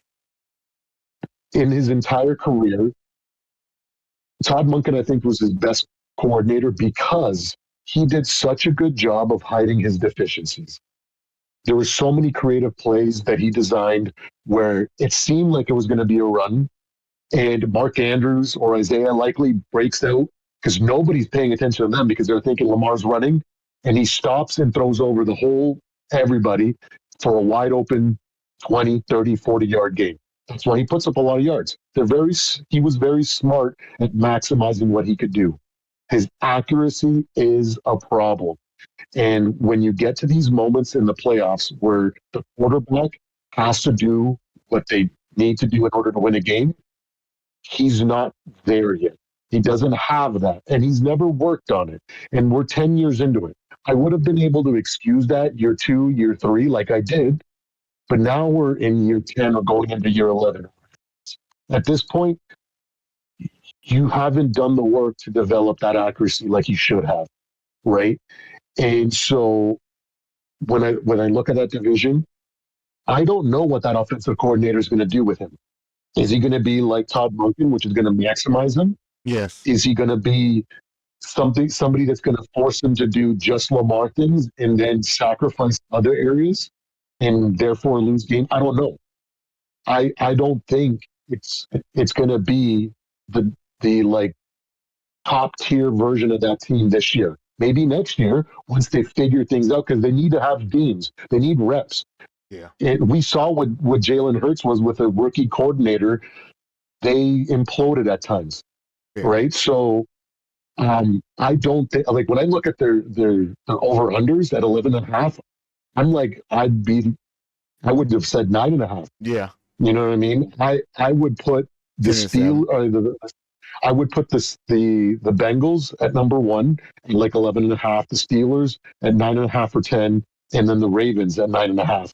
You know, 9.5 is what I would logically think, because there's going to be growing pains there, and there's going to be another maturation process that goes with them. And he doesn't play playoff winning football. That's a problem. That's a Rubik's Cube that Lamar has been trying to figure out for 10 years, and he hasn't done it. To your credit, you're right. When they lost that game where he gashed them and he was doing all Lamar things and went to throwing the ball, trying to prove something, that probably was the year that he may have had a chance to win a Super Bowl. And now we're how many years removed from that? I think 3 now. I just don't know. Yeah. I need to wait to see what this offensive coordinator and the scheme is going to do, how it's going to fit with Lamar's skill set, how he's going to approach that, and how he adapts to it. But you never know. Look at there's teams out there like Caleb Williams and your coach, which I'm totally blanking right now, Ben Johnson, where I expected them to look the way that they did in This year year. 2, not year 1. Yeah. They could do that too. I'm not going to deny that the Ravens can't do that, but more than likely, we say it's going to be year 2. It's going to take a 4 or 5 games, something. It might take a whole season before they figure it out, and all of a sudden they look dominant again. And you know why I'm willing to agree with you on this one, I would say that's what my assessment is. What was Lamar that? Jackson for year 8. But in year 8, and the reason but he's almost. The reason why I'm willing to agree with Supreme in this context is that while I like Declan Doyle because you had to have the opportunity to work with Sean Payton and Ben Johnson, you've not actually called plays yet. So this is a growth project for him along with Lamar, because if we talk about things that Lamar needs to do better, growing pains come along with the coach, because some of those things were some of the impetus to why we had reservation about my season last year as far as the coach, only because I've seen him call plays before, but I've never seen him handle the magnitude of all facets of the team. So to see that Ben was able to do some of those things last year, it will be interesting in my eyes to see if Declan can acclimate himself to calling plays in a way that is seamless, in a way that I think, because I anticipate him being well versed and studied at it. You know, he's been around fairly young. I think 20 was when he started coaching as far as being in the NFL. So to be 20 years old, you're still an undergrad, and, you know, at that point, and we get an NFL experience in the offensive rooms. I think that kind of matters, and he's been around some minds that I think work out. But to be fair, it is a lot different when it actually has to be your sequence, not you just installing a game plan and it's being reviewed like homework. When it's you, not to mention that you have a defensive coach that is probably limited in his knowledge of what the offense should look like per se. It is a big undertaking for Declan to go ahead his first year to kind of get everybody going. So I wonder, do you see especially when he ain't never did it? That's right. So do you see his growing pains manifest themselves through the offense in Lamar, or is he studied enough to surprise us like Ben and actually have his shit together, know what he wants to do, know what the personnel is that he has in place, and be able to execute in a way that we don't necessarily anticipate? Like I said, I think they'll win the division, but 10 wins is a reasonable pace for me to see that division being won. So you have something? They're good enough. Roster, just based off the roster, they're good enough for 10. I would say that Jesse Mentor is a hard bar guy. So I had no question and doubt what he can do as a head coach. Even though he never was a head coach, he's been with John and Jim for plenty of years. And I think Lamar Jackson and that offense, because Lamar Jackson is a veteran. And to me, honestly, year 1 is where a head coach should do good in the NFL, because ain't no film on your offense. Everything is new. So you're going to shock and surprise everybody. And Lamar Jackson ain't no slouch. He an MVP caliber quarterback. Jesse Mentor is the head coach. And I think the Ravens is going to be good this year, just like they be every year. And you know, it's In funny. year one, you surprised everybody. It's funny you said that right there. He said in year one you surprised everybody because nobody knows what your offense is going to be. So Well, though I for, think. Oh, go ahead. I had a thought on that one. But go ahead. for 5 years, people knew exactly what my offense was. It's called being ran it in Detroit, and he kicked your ass with it last year. Yeah, being it's called it's called OCs and DCs typically have a system that they already implement and it's been known and showcased. That's why they get the job. So the notion, because people, this is one of those misnomers for me when people are this. The first year coach bump don't come from you being unknown per se, in my estimation. It comes from a rejuvenation of you being able to possibly be the person to get the most out of a player at that point. So you maximize the potential right then. For example, last year we got rid of 23 players and being maximized effort, even with players he didn't want, because the way in which you can articulate yourself in year one is a new voice. You were a freshman to the team, and so you inspire them to want to do something different, perhaps. I think very little has to do with the outside not knowing who you are, because I can't believe that Ben changed his offense so much last year that nobody had any film on how to study for Ben Johnson and how he wanted to execute. So the first year bump, I think, comes less from them being unknown, more so from the players giving you their maximum effort, if that is not a hyperbole or overstatement. And to what you saying, I made video last year. I knew Ben Johnson, Caleb Williams was going to do good. It really wasn't that hard. Ben Johnson called play. Caleb Williams was a decent quarterback. It wasn't going to be no growing pain like the Bears going to suck year one. No, it's going to be easy. It's going to be they're going to have a nice year. Man, we sucked on offense last year, man. Can I not interject, but I just had a thought on it because Ben was a veteran coach and Caleb was he was coming to his second year off that rookie season. I think that process is a little bit easier to go through than a veteran quarterback with a rookie play caller. That's where we gotta get on the same page. You know what I'm saying? Who's gonna listen to who? Yeah. And of course, Lamar has a lot of experience, right? Even playoff experience. Declan been hanging out with the Broncos, and then he came over to Chicago. That brother was not calling plays. Right. He was behind being watching. He was getting paper together. He was whatever. He was a stat guy. He wasn't like the guy actually making the call. So I think that's going to be the big thing that we got to watch for with those guys. And Lamar, the one thing we know about Lamar is that he feels like he knows what's going on. That he's shown that in every year, especially after his rookie year, or okay, let's be even more specific. After that first MVP, he was like, "Well, I know what I should be doing." He got caught up in the Kansas City game, of course, because he know he should have ran and he didn't, and then he overcompensated the next year, ends up getting hurt, doing all types of stuff, whatever, blah blah blah blah. Okay. Lamar's still gonna be Lamar. What is Declan gonna do? We have no idea. And you know what? We have no clue. We know where he comes from. We know the tree, but we don't know. Yeah. Like, does he have command? I've heard this during interviews. I ain't too sure. I respect it too. Hey, but you know what?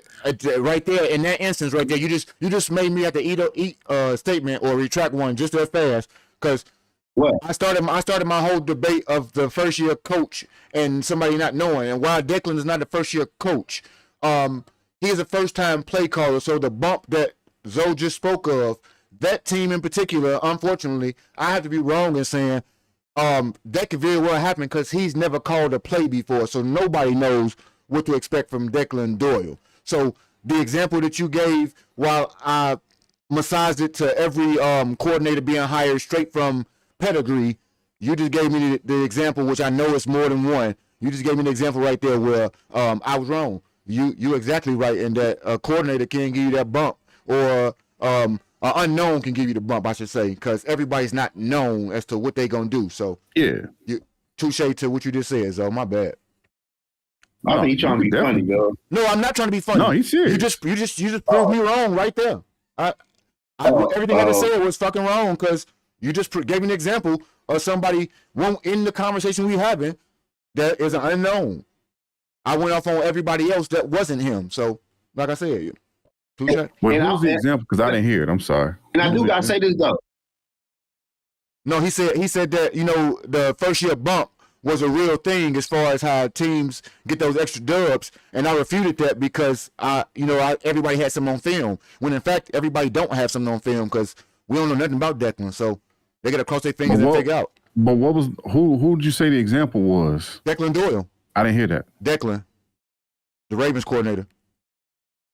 That's the example. Yes. So you saying he's never called a play? Who can prepare for him? What film do we have on Declan Doyle? Oh, that's okay. I get you. Okay, yeah. Sorry. I got you. Yeah. The bump is real right there. I don't know if he's gonna be a Peyton-esque. I don't know if he's gonna be a Johnson-esque. I don't know if he's gonna be his own man. I don't know. You know what I'm saying? So, touche to him.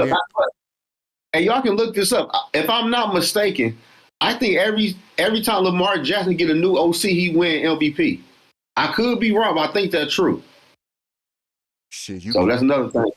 Hey, nonetheless, Supreme gonna have me watching back shoulder throws all year, cause that is amazing to me for real. Like if I he said he threw 10 back shoulder throws in his career. Less than 10. Yeah, and so it's insane. And so as much as I talk about him not trying to buy into QB pressures of being a QB, I mean that's like you got to make that throw, dog. Like that should be like one of your in my sleep types. So maybe I don't know if you had the receivers. I'm gonna lie and say you ain't had the receiver that perfects it, but I'm lying. Go ahead and throw that there. Throw it, man. Make that happen this year, Lamar. I'm watching for it. But Postman, I'm gonna be real with you. I'm gonna be honest with you, man. Cause everybody got what they like. It's crazy. I heard y'all compare T. Law to Jalen Hurts, and T. Law was a first round draft pick, and Jalen Hurts was a second round draft pick. But that's another argument. But what I was trying to say is, the quarterback play in the NFL isn't good. There's not too many good quarterbacks in the NFL, honestly. Well, they all should be in the fucking playoffs.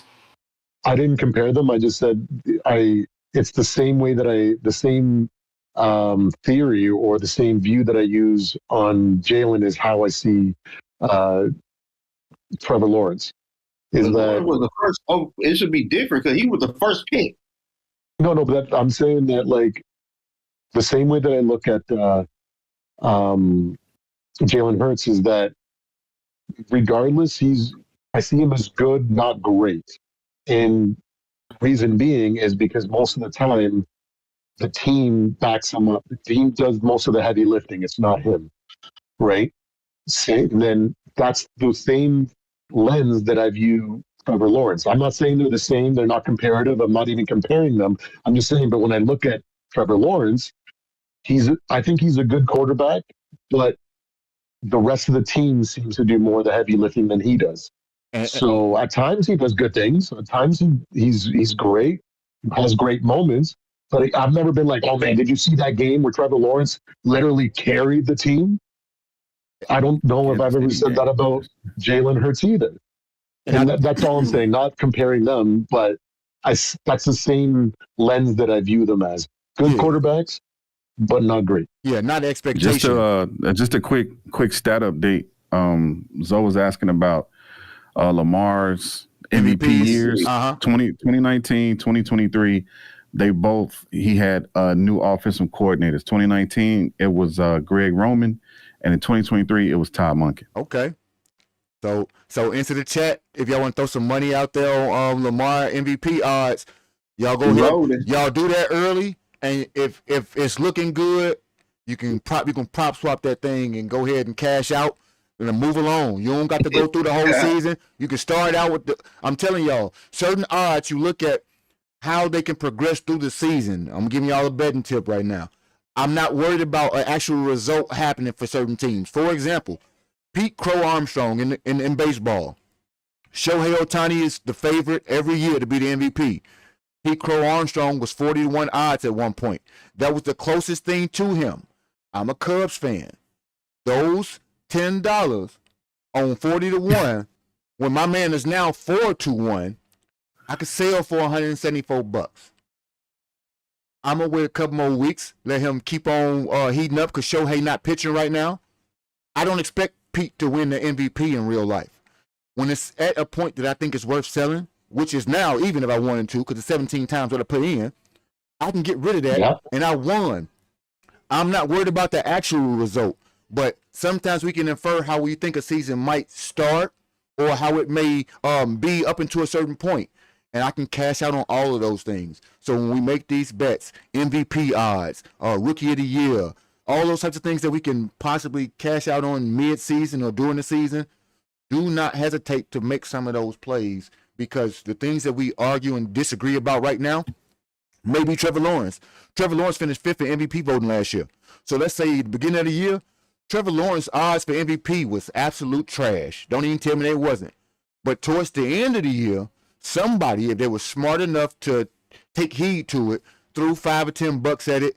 And yes, it's only, a couple $100 maybe they won or something like that. I ain't saying throw 300, but they got something to talk about later on the end of the season, because it gives you a different lens to look at a game in, much like fantasy. And speaking of, I do several fantasy leagues. This year, I would hope to be starting my first YouTube fantasy league. Do any of y'all guys play fantasy sports? Let's start there. Yeah, I do. Yeah. Zoe fantasy football player. I know G class ain't. I know that ain't your thing, G. No, I won my championships and I retired, man. So I did the same thing. I won like 3, and then I was like, I'm good. Oh, that's cute. I won 3 last year. I'll play this year. Like I won 3 last year. That's cute. I'm out here to build my resume of dominance. Because let me tell you, in fantasy football, I'm a commissioner in several leagues. My favorite leagues to play in are leagues that are not commissioned by me. You know why? Because that means I get to kick your ass with your rules.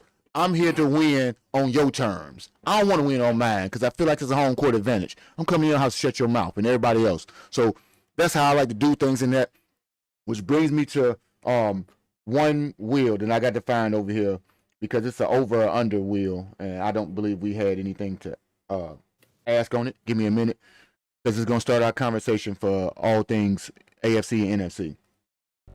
Does this include the room, or is this a different conversation? This including Rome as well. Okay. I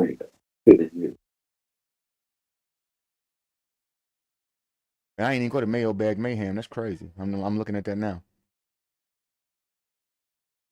Save it for later, man. Yeah, I will. You'll do it again.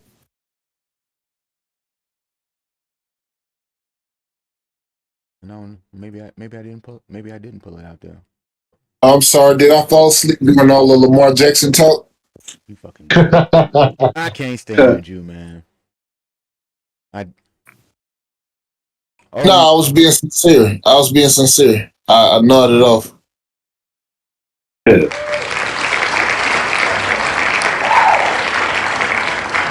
So I just spent that wheel to see if this was one. Okay, and this is how it went for me. I want to get a most likely for us right here scenario. Most likely we see a 2,000-yard receiver this year, or a 2,000-yard running back. I say receiver for running back. Yeah. Everybody on the receiver. What are you playing? 17 games? Mm-hmm. No. Yeah. I'll go receiver too. I think it's more likely. Receiver. All right. So we got a 2,000-yard receiver first, which I would kind of agree with right there, because the league leans towards that. And so that brings us into pass catchers, which is what I kind of thought everybody would ask. The NFC North has what I would classify as 2 teams. Well, I'd be 3 to be fair to the Lions. 3 teams that could have a conversation about wide receiver duos. We got the Minnesota Vikings. We got the Chicago Bears and Detroit Lions. Of those rooms, I want to know your prognostication, meaning not who's the best, because I think those are biased. Unless somebody got a non-biased answer, I don't believe that y'all receiver cores as a duo is better than mine. So I don't want to get into that. What? I don't. You don't believe that neither? You see what I'm saying? So it's crazy for me to say which one you think is the best, because I know you're gonna choose yours. So that's not the question. Which one of those duos has the best opportunity to have 2,000-yard receivers this year?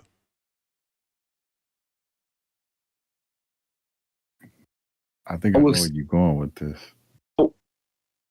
I'll probably say the Lions. The Lions can have 2,000-yard receivers. So Yeah, I say J-Mo and Amon-Ra? Yeah. They had it last year. Yeah, but they had it last year, didn't they? Yeah, the Lions had it Yeah, last that was good. The Lions. I'm looking at the stats right now. I'm asking that because we've already in some capacities said the Lions were going to regress. So that would say that they ain't who I they didn't are. say that. That was what I said. I didn't say that. Well, I said the majority. I was told not to worry. I didn't believe that. Oh, you really? That's what happened. So both of y'all believe the Lions ain't lying because I don't. J-Mo is hard for me to buy into every year. I can give you outliers for your 1,000 yard season. I'm talking about J-Mo because I think he's a one trick pony. That's the only receiver I'm talking about when I say about this 1,000 yard thing because I don't think he has a route tree that's developed enough to repeat that. But he's done it. Like I said, I don't think he has a route tree to repeat that. Your now route Randy is okay. Who was the other year? Right. Let me give you something though, real quick. He played 17 just like Amon-Ra. He had 65 catches for 1,100 yards. Amon-Ra had 117 for 1,400, man. Yeah, because he now route Randy. He's already done it. You talking about a route tree? That ain't 65 catches. Yeah. That's nothing, dude. Gibbs had more catches than him. Hey, because he won here by 12. He won here. Come on, man. So tell me how his 1,000 yard years, and I'll recant my statement. You had one. Well, the one. Tell me all of them. Go. I mean, the other year. I know. That's what I'm trying to tell you. Don't tell me about his one outlier year that he is just guaranteed. I said they're gonna regress. And he ain't somebody I'm bought into. So don't give me 9 route Randy for his one outlier running 9 routes and burning people. I get what you're saying. The year before, sir. Before he had 1,000. I'm looking at it right here. He had 1,000. So he had 2. So 2 out of the 4 years. So did I not just ask? So did I just ask y'all to give it to me? He gave it to you. Thank you. So now I can shut up. 24, 25. Nah, shut up. There we go. Move along. God damn it. Ain't nothing to argue about. 1 out of 3 wasn't gonna give me, but 2 out of 4. I mean, they're your last 2, so I guess he progressed. In 24, he only had 58 catches. Yeah, I don't care about his. I told you what he did. Look, excuse me. Do y'all know what the 9 route is? Huh? You know what the 9 route is? I can't hear him. You know what the 9? I can't hear you. What's that? Do you know what a 9 route is? The 9. The 9 route? A deep route. You what about it? A straight. Yeah. That's all he runs. So of course he can do it with 40 catches. No, I'm not saying you wrong or right. I'm not saying you wrong. I'm gonna defend him on that though. Yeah, I mean, I expect him to do a lot with a little. That's what he do. He a deep threat. That's exactly what he does. Yeah. Yeah, he do a lot. Yeah. He do a lot with a little. I know that. That's he Luther. I see how it go. I'm just saying, you know. I'm on the show. I'm on the show, Rich. How many games did Addison miss last year? Who? Jordan Addison. Well, I think 4. 4. Yeah. What he looking like this year? No problems. He been good. He been clean. No suspension looming around. He ain't never cracked 1,000 yet though. He haven't. That's surprising to me. Me too. He never cracked 1,000. And hold on, let me check. See, Skinny got one out here for me that's funny. He say he hoped the media haters will put some respect on Rome's name. Now this is what drives me crazy about Rome Odunze. Yes, he was the 9th overall pick. This is his 3rd year. The first year he was the 3rd option on my team, and I say 3rd option liberally. He was the 3rd receiver, and you caught 751 yards. Last year, And I will mention year 1, I heard nothing about these quote unquote drop issues. Last year, week 4, he leading the league in touchdowns and is top 5 in yards until he fractures his foot. Plays for 11 games with a fractured foot and then misses the last 5 before the playoffs. Key drops, critical drops were an issue last year for Rome Odunze, and they came in the worst times. However, if nobody remembers this thing called the jump man pose that Caleb is quote unquote famous for, that was a 4th down pass to the sideline, which is one of multiples. To a guy named Rome Odunze. And so I ask y'all from the outside looking in, Rome Odunze, is there a concern at wide receiver with that guy in Chicago? Because a lot of people make a lot of. I want to know what somebody outside a Bear fan thinks. I would say yes, because since he came into the league in the where he would pick, he should have been taken off right away. I know you can't control where you are drafted, but I expected more from him, especially watching him come out of college, and he just been like he give me Quentin Johnson vibes. You know who he is from the Chargers? Yeah, that's disrespectful, but go ahead, yeah. Oh man, you know it's not. He got better. But last year was Quentin's best year, and Rome had that. Rome had that in the rookie year, being the third option. I'm just saying though, like with Matt Eberflus being your coach. I feel you though. I don't know. It's just something about him, bro. I don't know. I don't know. I mean, I like Luther better than him. Yeah, most people do, and I understand those things, but it's perplexing to me to see that a guy had 750 yards his rookie year, being the third option, as I said, under Matt Eberflus and a rookie quarterback. He got 750 yards. Last year was year 2, not year 7. Last year, he led the league in touchdowns until he fractured his foot. And then he had 700 plus, but like I said, you play with a fractured foot for 6 weeks and you miss 5 games. So you miss 5 games and you play with a damn near broke foot for 11 weeks and you still got 700 yards and 6 touchdowns. Yet all of a sudden he is this unfulfilled, unsuccessful quarterback when your rookie year you weren't the number 1 option like Malik Labors and nobody else, or Marvin Harrison Jr. No, you was a third option. So when nobody was expecting you to come in and light the world on fire and be number 1 over DJ or Keenan Allen, nobody expected that. So that wasn't the expectation in Chicago. I don't know about the national media, but number 9 overall, number 16 overall, whatever you was, you telling me they was gonna come in and be catching more than DJ and Keenan Allen? That's false on any pretense in my estimation. Fast forward to last year. Go ahead. I just want to kind of add in on that.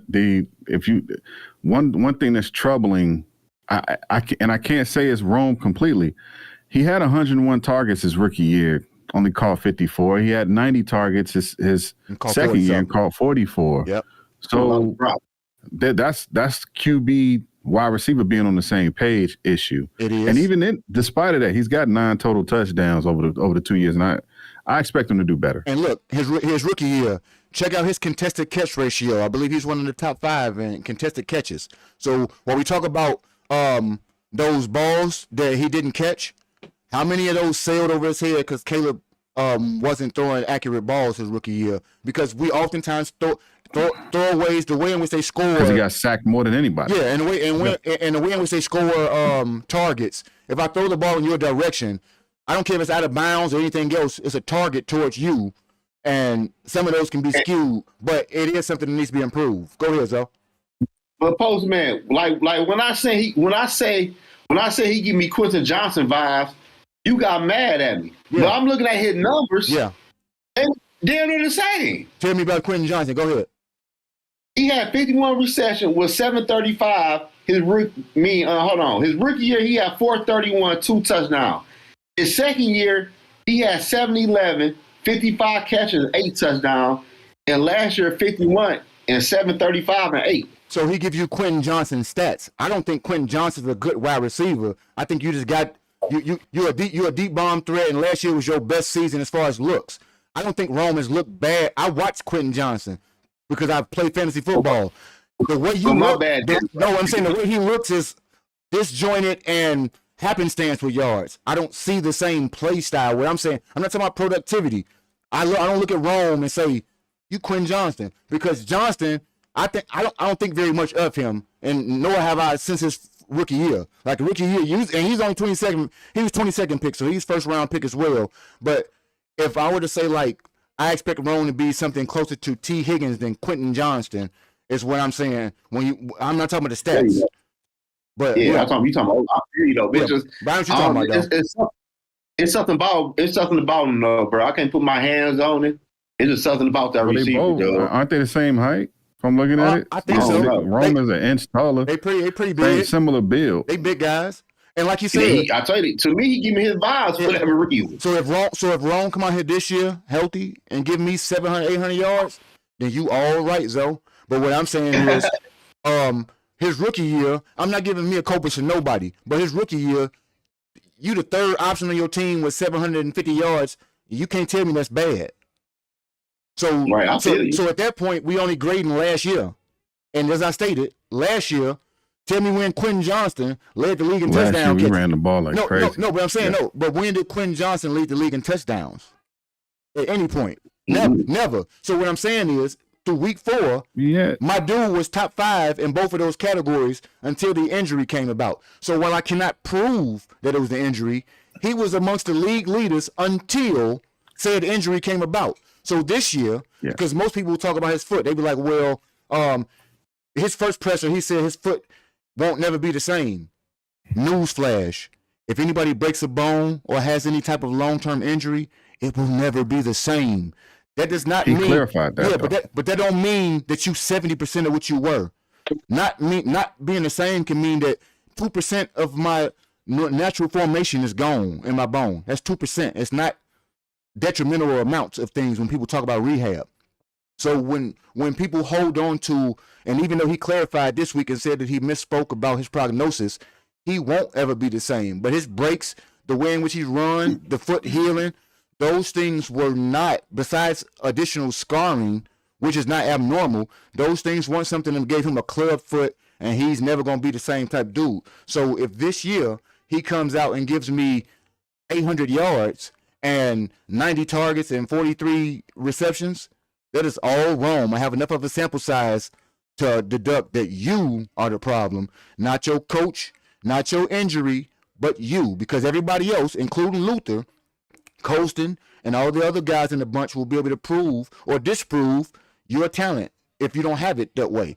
What I'm saying is I think that those things were central to the development because just one year later, my quarterback had 31 less sacks or 37 or something to that degree. That's not just all Caleb. That is a direct line of your coaching and the way in which you are utilized, and knowing your personnel is critical. My coach, I cannot believe that my coach, and he tells you who he likes, Rome is not his favorite receiver. That's evident because he talks about people in the way in which he likes them. That's just what I kind of know of him. He don't think Rome is a slouch by no stretch of the imagination. So when people have this down thought, like, a lot of Bears fans be like, well, Rome dropped the ball a lot. I know PFF is not the most reliable. Antoine Randall L says he has 11 drops. That's how he counts. Because he said we had 39 more drops than PFF grades us for. But PFF said he had 4 drops. Last year, Antoine said he had 11. The year before that, drops were not an issue in any way, shape, or form. So when people paint a narrative like, oh, drops, week 4, up to week 4 before he broke his foot again, these drop narratives weren't even stories because he wasn't dropping the ball. So that's why I said this year, you are healed, allegedly. You get to prove you are healed, and you get to make the full jump because it was in your streams, though. And this is why I think people miss context. Cash, be quiet. Rome Odunze was a first-round pick. You just spoke of it. After this year, they will have to exercise a 5th-year option on him. Conversely, Luther was a second-round pick. There is no 5th-year option. Their contracts expire, per se, at the same time. So when I came in your chat that day and I said they got to decide to pay Luther and Rome at the same time, your whole chat, and I got to do it here because I couldn't do it there. They was like, what's he talking about? They ain't even up for contract extensions. No, they are not. But when it is time for them to get paid, both of them will come up at the same time due to their draft status. So when I spoke of it, that's what I meant. If nobody from In the Zone can hear that one, because typing in the chat don't give you the same thing as articulating yourself. With both of those guys coming up, yeah, they get their money at the same time. And so if Rome don't produce like you say this year, that'll be an easy decision. That'll be an easy decision. That'll be an easy decision. That's because, and then just to kind of go. Hold on, I thought. What year Luther was drafted? The year after Rome. Yeah. He's a rookie. He was a rookie last year. It's called 4 But years and yeah, 5 kind of years. go. No, you ain't got to think about it. Don't think. I know. You ain't no form of the bubble got to go over your head. They contract expired the same year. Facts. Oh no, yeah, right. Yeah. But to go with what you were saying, yeah, them moving on from Rome is not beyond the realm of, the possibility because that's right. like if you compare him to Quentin Johnston, Quentin's been in the league 3 years, had 8 touchdowns the last 2 years, right?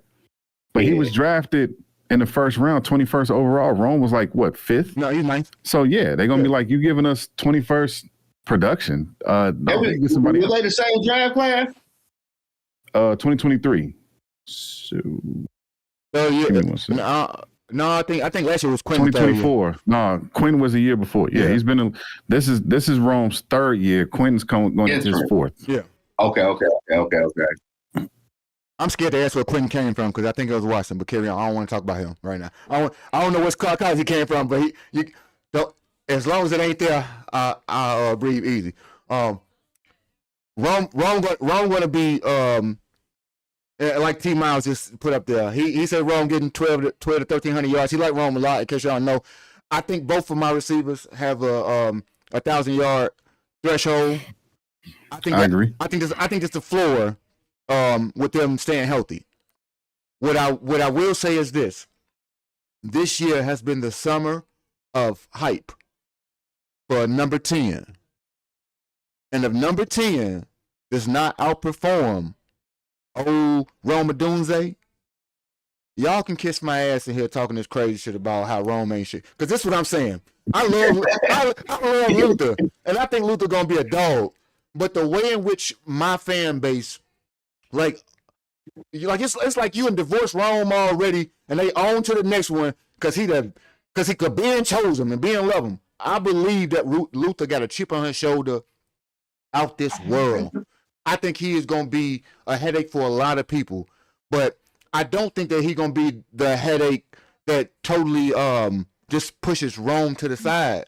Because whether we like to admit it or not, Caleb was force feeding that other guy. Before he found Colston, no less. But Colston changed everything, but that's a whole nother show. We talked about that. So unless that happens for us, I have to believe that Rome reclaims some of his the lion's share of his targets in that particular situation. So you get a chance this year to be on full scale, to not be on Quentin Johnson watch. That's what I'm gonna call it now. Thank you, Zoe. We on Quentin Johnston watch. I hope I don't see it. Well, let me ask you this. Just real quick. I don't want to take over the show. Just one quick question. If Colston gets 1,000 yards and Luther gets 1,000 yards, where does that place Rome in your opinion? I'm putting Rome in a snug second, and this is why. Rome has a more complete route tree than the rest of them. Meaning, I think Caleb will deliver the ball to him at all spots. Rome can be a deep threat. Rome is a sideline threat. Rome can catch across the middle. Rome is a big body for touchdowns. And so, while I know it'll be a tie between Colston and Rome for touchdowns, I think that big body target plays into their favor as well because Caleb can be a bit more loose and backyardish with those two bodies and Colston and Rome, as opposed to Luther, who he has to be a bit more strategic or precision based because he's a smaller guy. I think that as much as people will focus in on Luther, it will and Colston because the narrative is there for both of them. It allows you think Rome, that's going to open it up for Rome? It allows Rome to be the squeaky wheel that is getting oil per se because everybody is so fixated on the two rookies playing a full season. They 1 year in, they fully healthy, and this, that, and the third. So you don't feel like Rome is a dynamic wide receiver in that way, but you feel like he's capable. I feel like he's the most complete wide receiver on the Bears. Yes, yes, he runs every route on the tree. His catch radius is the best. His hands, despite what people may think, are not off par with Cole and Luther as far as reliability. So what I'm saying is he has the most time with Caleb, that is his draft mate. He still shows a favoritism that I see until proven otherwise. And while he likes coasting, the second person he likes most is Rome. Prove me wrong, but Luther gets a lot of his yards off of Yak. So yes, you can. That's where the JMO comes in at. But again, when you come to that, that means somebody else is Amon Ra, and Amon Ra is still Rome. So while the explosive guy, he's way more explosive and way more appealing to the eye in being Luther, and Colson is the guy that everybody wants to fall in love with because he's a specimen. I think Xavier could be more JMO, but I mean, that's Weapon X. I get what you're saying. I get what you're saying. Yeah, but we're gonna get off. We're gonna get off of the Bears because I do want to bring this into the full division thing, guys. Y'all watch the Vikings a lot more than I do, and what I would like to know, because oftentimes the weakness of my team is perceived to be the defense this year, and while it will be the weaker portion of my team, it will not be a weak link in my estimation. For the given assessment, to use the same assertion for your team, what is the biggest strength of the team, and what in the weakness could be overlooked that people don't see? Because, and this is how I just give you an example. I think my offense will be much more improved this year in terms of efficiency and the way in which they operate, which will give us leads to start the game with, as opposed to being in the trailing seat, i.e. we in the driver's seat. That allows my defense to pin their ears back, be a bit more relaxed and less pressurized on every third down and making every down count. So I think it allows my defense to be better. Not world beater, but much more competent than 28 and 31. Take the pressure off of them. Because they don't have to be the guys who hold it together in hopes that they can just hold it tight enough for the defense, for the offense to come back. So when I say that, for my estimation, as an outsider, your defense is the stronger suit of your team. I could be wrong, but that's what I think. What about your offense, if I'm not reading that wrong, what about your offense could be undersold to the public eye that makes them more formidable than most people would think? Start with either one of you guys. You want to go first, Purple? No, you can go if you want. Yeah, give her.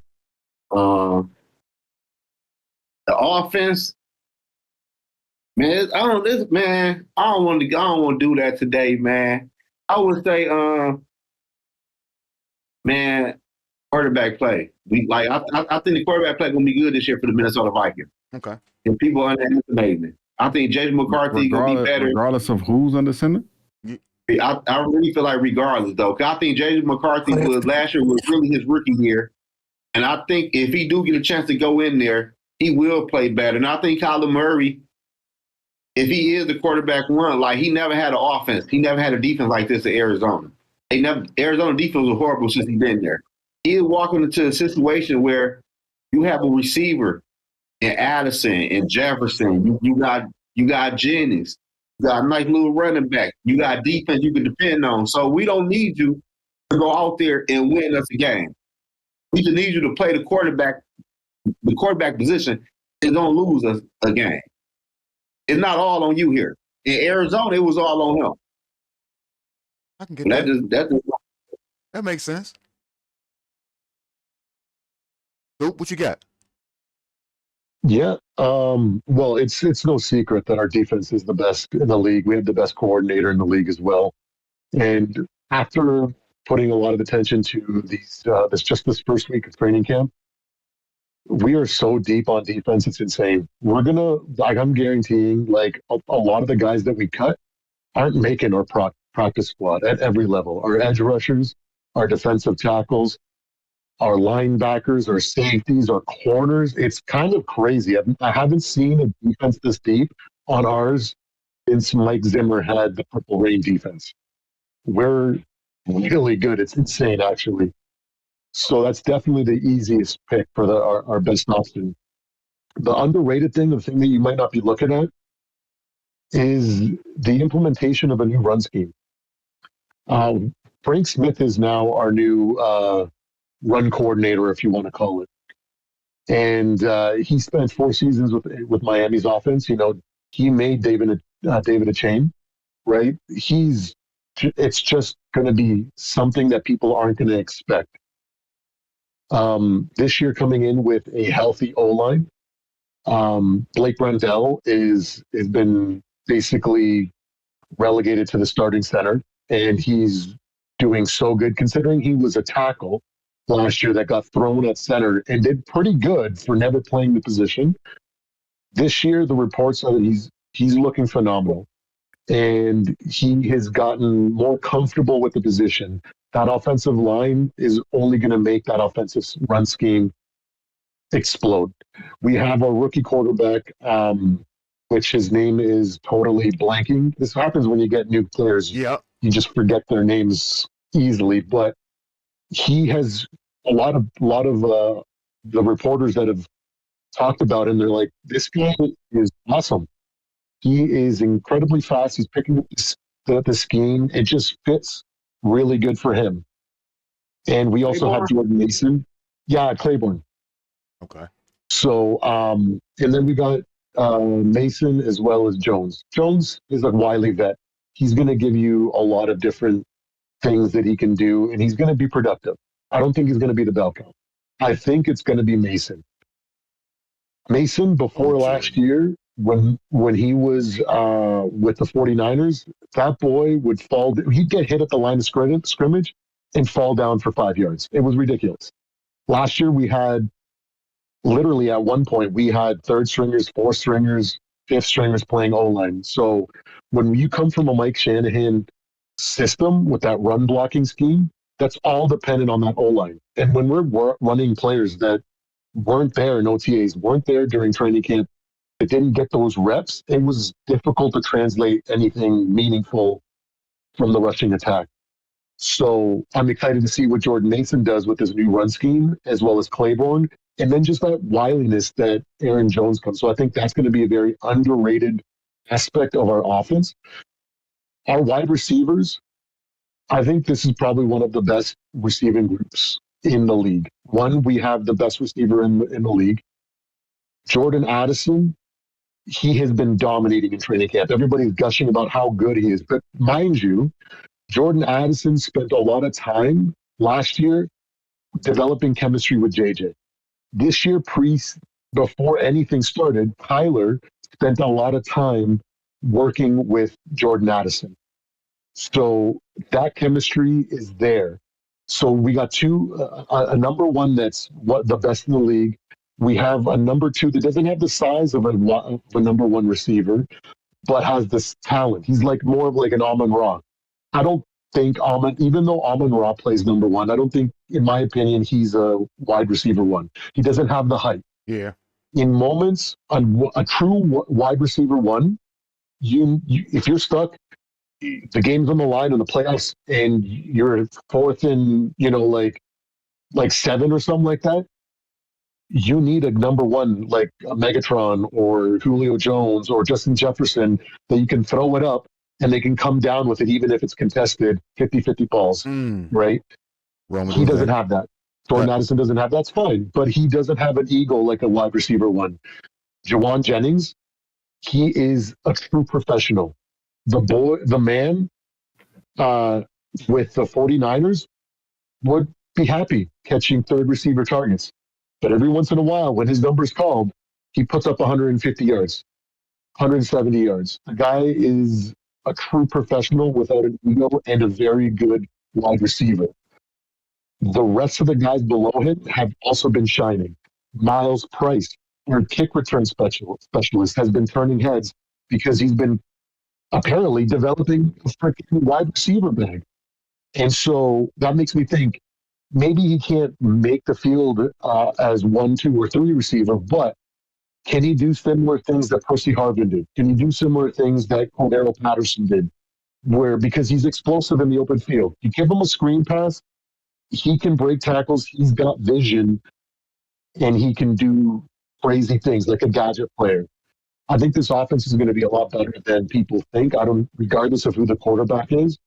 But we're going to have way more opportunities. We're going to be in the red zone a lot more often because of the field position that this defense is going to give us.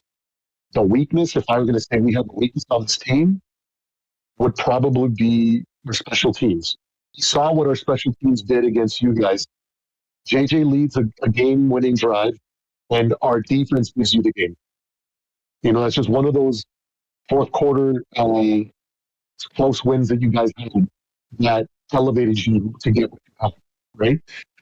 Um, I expect a lot more from the special teams, and I'm sure that they're going to be working on a lot of that. But regardless of who the quarterback is, defense is going to put those guys in a position to do well. Therefore, do a good job on offense. That is that. I guess that particular instance that you broke down for special teams is where people often underestimate my Ignore. team, because last year, as much as we throw away, some of the losses that we had early on were due to special teams gaffes. Later on in the season, as the special teams progressed and started to play better, that did how many times put my offense into a position at the end to make a play and get a win because of a good return. A cut down on somebody getting an excellent return on the other end. Them types of things right there. Some timely performances by special teams last year did really give us more of a catapult than people kind of look at. So I always like when people give out a little bit of shine to the underrated parts. Offensive line, defensive line, special teams, the grunt work is typically where we kind of forget the game, and those are the things that really open up most of the things that we get to talk about. Like G Honda team, as much as I give him flack, the way in which the Steelers have always historically layered defense and been able to somewhat piece together things. Like, y'all talk about the Vikings defense being consistent and performative. The Steelers, for most of my adulthood, seriously, have gotten by the way in which the defense can complement the offense to the ultimate to degrees. So G Honda, is your defense, if you still woke over there, is your defense still the strength of your team? And if so, what is the part of your team or the players per se that we might be overlooking that puts the Steelers over the top this year? Personally, on the defensive side, I would say JPJ. Some people could be overlooking him, as we've seen those bogus quarterback rankings, him not even being ranked the top 10 cornerback. But that aside, I would say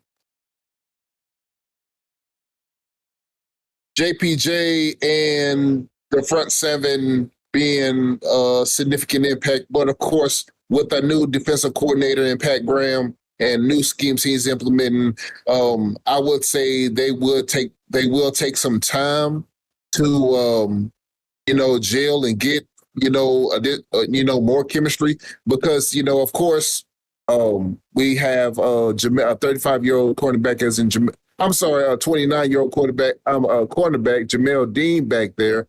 So, and older safety and Deshaun Elliott, who just came back off of injury.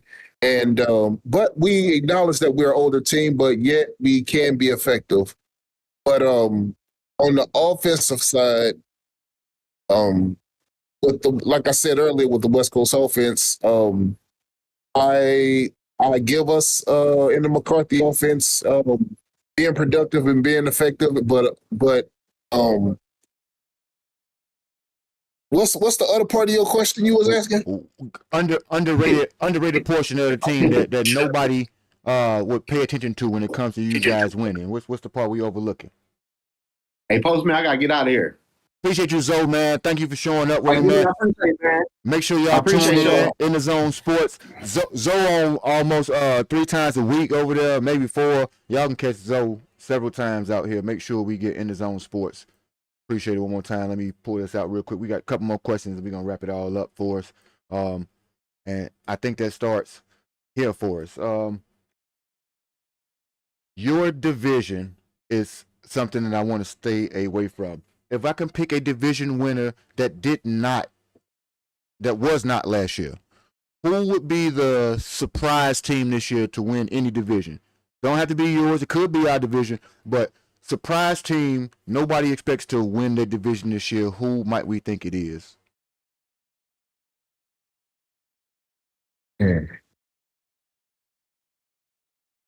You said out of any division? Yeah, because I'm riding the Titans crazy train right now in my head, man. Why would you say the Titans? Because, as we just stated, the quarterback situation there is wholly unstable, to say the least, as far as who is the best. That particular division, much like the NFC South, has the most parity, for lack of a better term, a lot of uncertainty. And so, if I want to be able to pick somebody, the defense still has remnants to rival some of the other teams. While Houston has the best defense in that division, if the quarterback can make a second-year leap, if Carnell Lake is the receiver that we think he could be on a professional level, and they run a game with new bells and whistles, are able to assimilate themselves a bit better this year, you are unknown, you are unexpected, and you probably the one that's threw away in the division most of all teams as far as who they might think to win. So if I'm going to pick somebody out of nowhere to win, it's always going to be the longest of shots. The longest of shots to me to win the division besides the Jets, because I don't waste my time on that. Going to be the Tennessee Titans, so that's why I ride that crazy train. Oh my! So you have Cardinal Tate making a significant splash? I do, man. As much as I can't willingly admit this, a lot of Ohio State receivers pay dividends in the league. Marvin Harrison is the only one right now I can think of that ain't showing me his worth. For the most part, they show up and do what they expected to do. So, I don't like Ohio State. I'll tell you that, but they do their job with wide receivers. Thanks. To answer your question, hopefully I'm not jumping in front of anybody, but to answer your question, the surprise team that could win the division. Yep. Realistically, looking at everything, and I mean, I can only base it off of what we've seen. The New Orleans Saints could win a division. Looking at this division and how it shook out last year, Tampa Bay, Carolina, Atlanta losing to get into the playoffs, insane. Yeah. The Saints are primed. They got a boost from their quarterback from last year, when they finally made the switch, got off Rattler when we're shut. I expect them to be a little bit better this year. Second year under Kellen Moore. I don't know. I feel they can compete, right? I mean, I know Carolina's probably the darlings. Everybody is looking at Carolina. Tampa Bay, they're always going to be tough. It's always something funny with Tampa Bay and shake and bake Mayfield. It's always something, like it's going good and then something happens and then it's like you lose control of the plane and you can't even keep it upright. But the Saints, man, I like Kellen Moore. I like they got a nice mix of like veteran with young players. And Shuck is tough, man. I'm gonna go with the Saints on this one. Fair enough. And this is what I was trying to ask when I was muted there. Sorry about that. Are we talking like extremely massive long shots or just surprising? Just surprising in your estimation. I mean, it's a lot of teams that people arbitrarily count out to start. So by proxy, like the Saints, for example, NFC South, I wouldn't have thought the Saints until you just brought that up right there.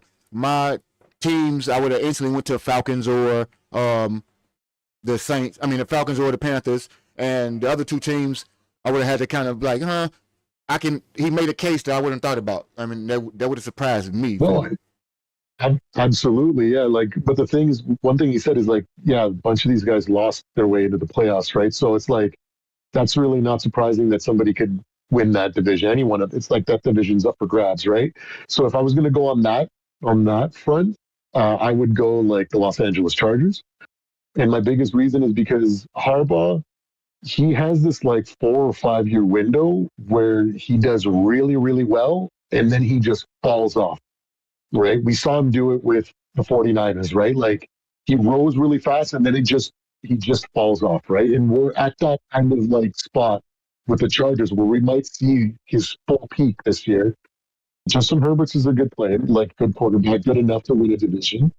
But if I was going to go massive long shots, I would probably go New York Giants because they got Malik Neighbor.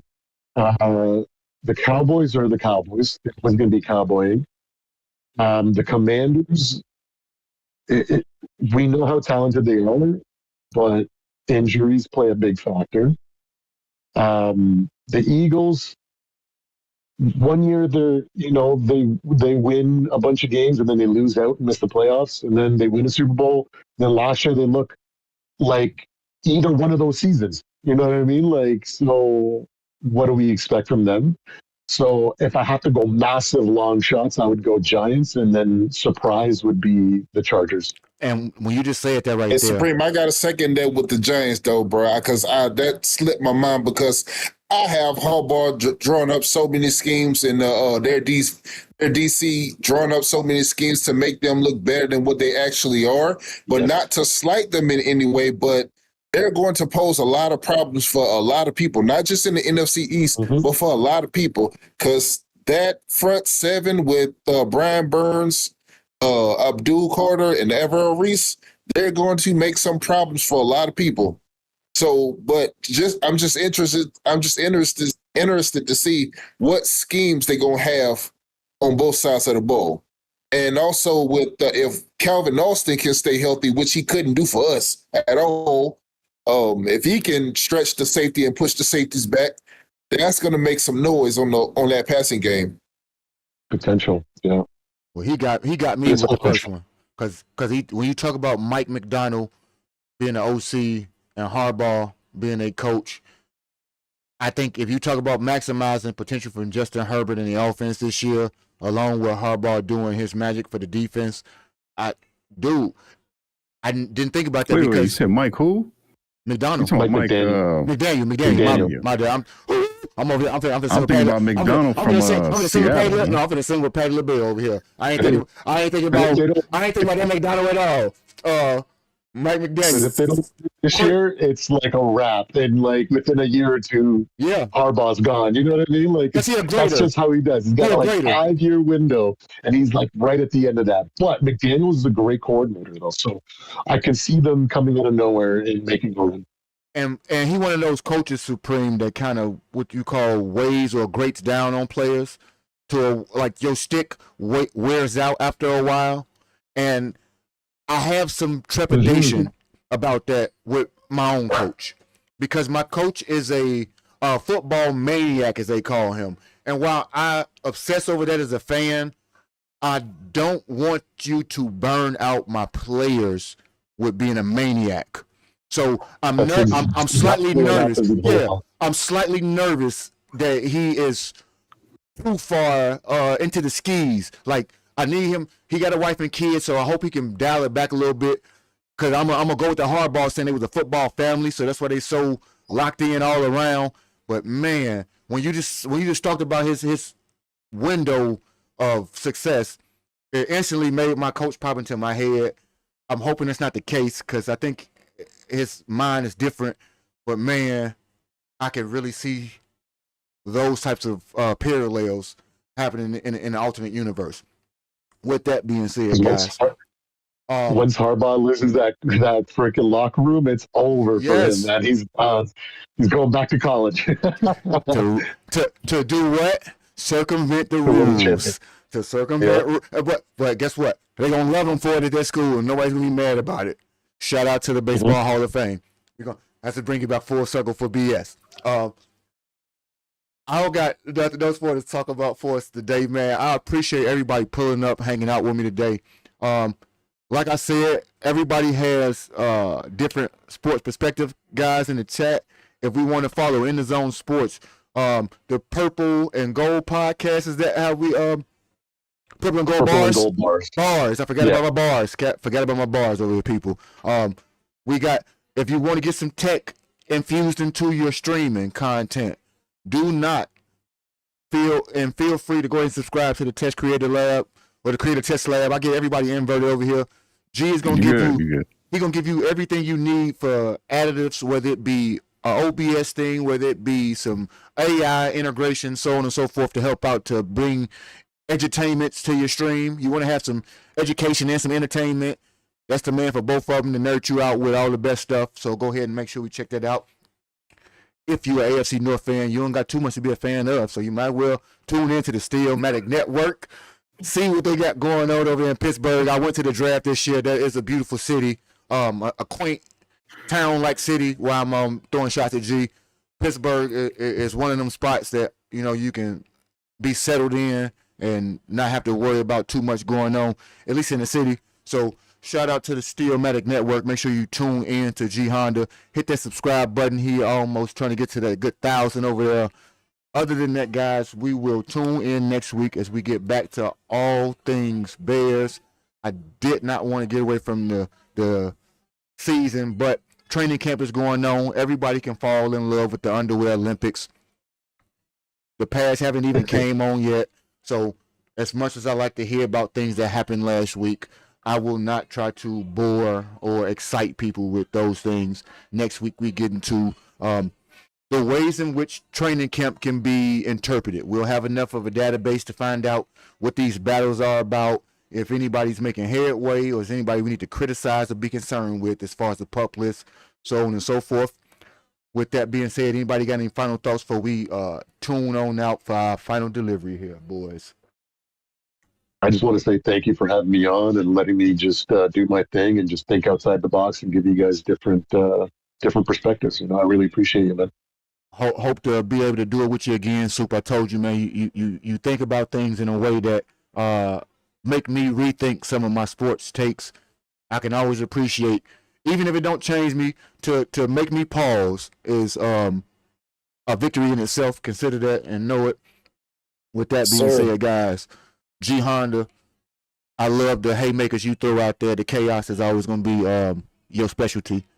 When I think everything is going right, you find a way to throw a haymaker. And giraffes fight with their necks if people don't know. So, but you know what? For every haymaker is a halo. You know, because Antoine Randall is your guardian angel, a Steelers great, as was Tony Dungy for Peyton Manning in Indianapolis. But you know what? That's what we do. You know, we are a helping hand from heaven. I'm gonna let him have it right there, man. I like that. Until next time and until next delivery, I am your host, Postman 1914. It's Mailbox Sports. Bear down, and we gone, baby.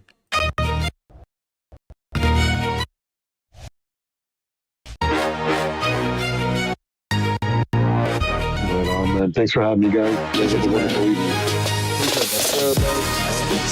Appreciate it.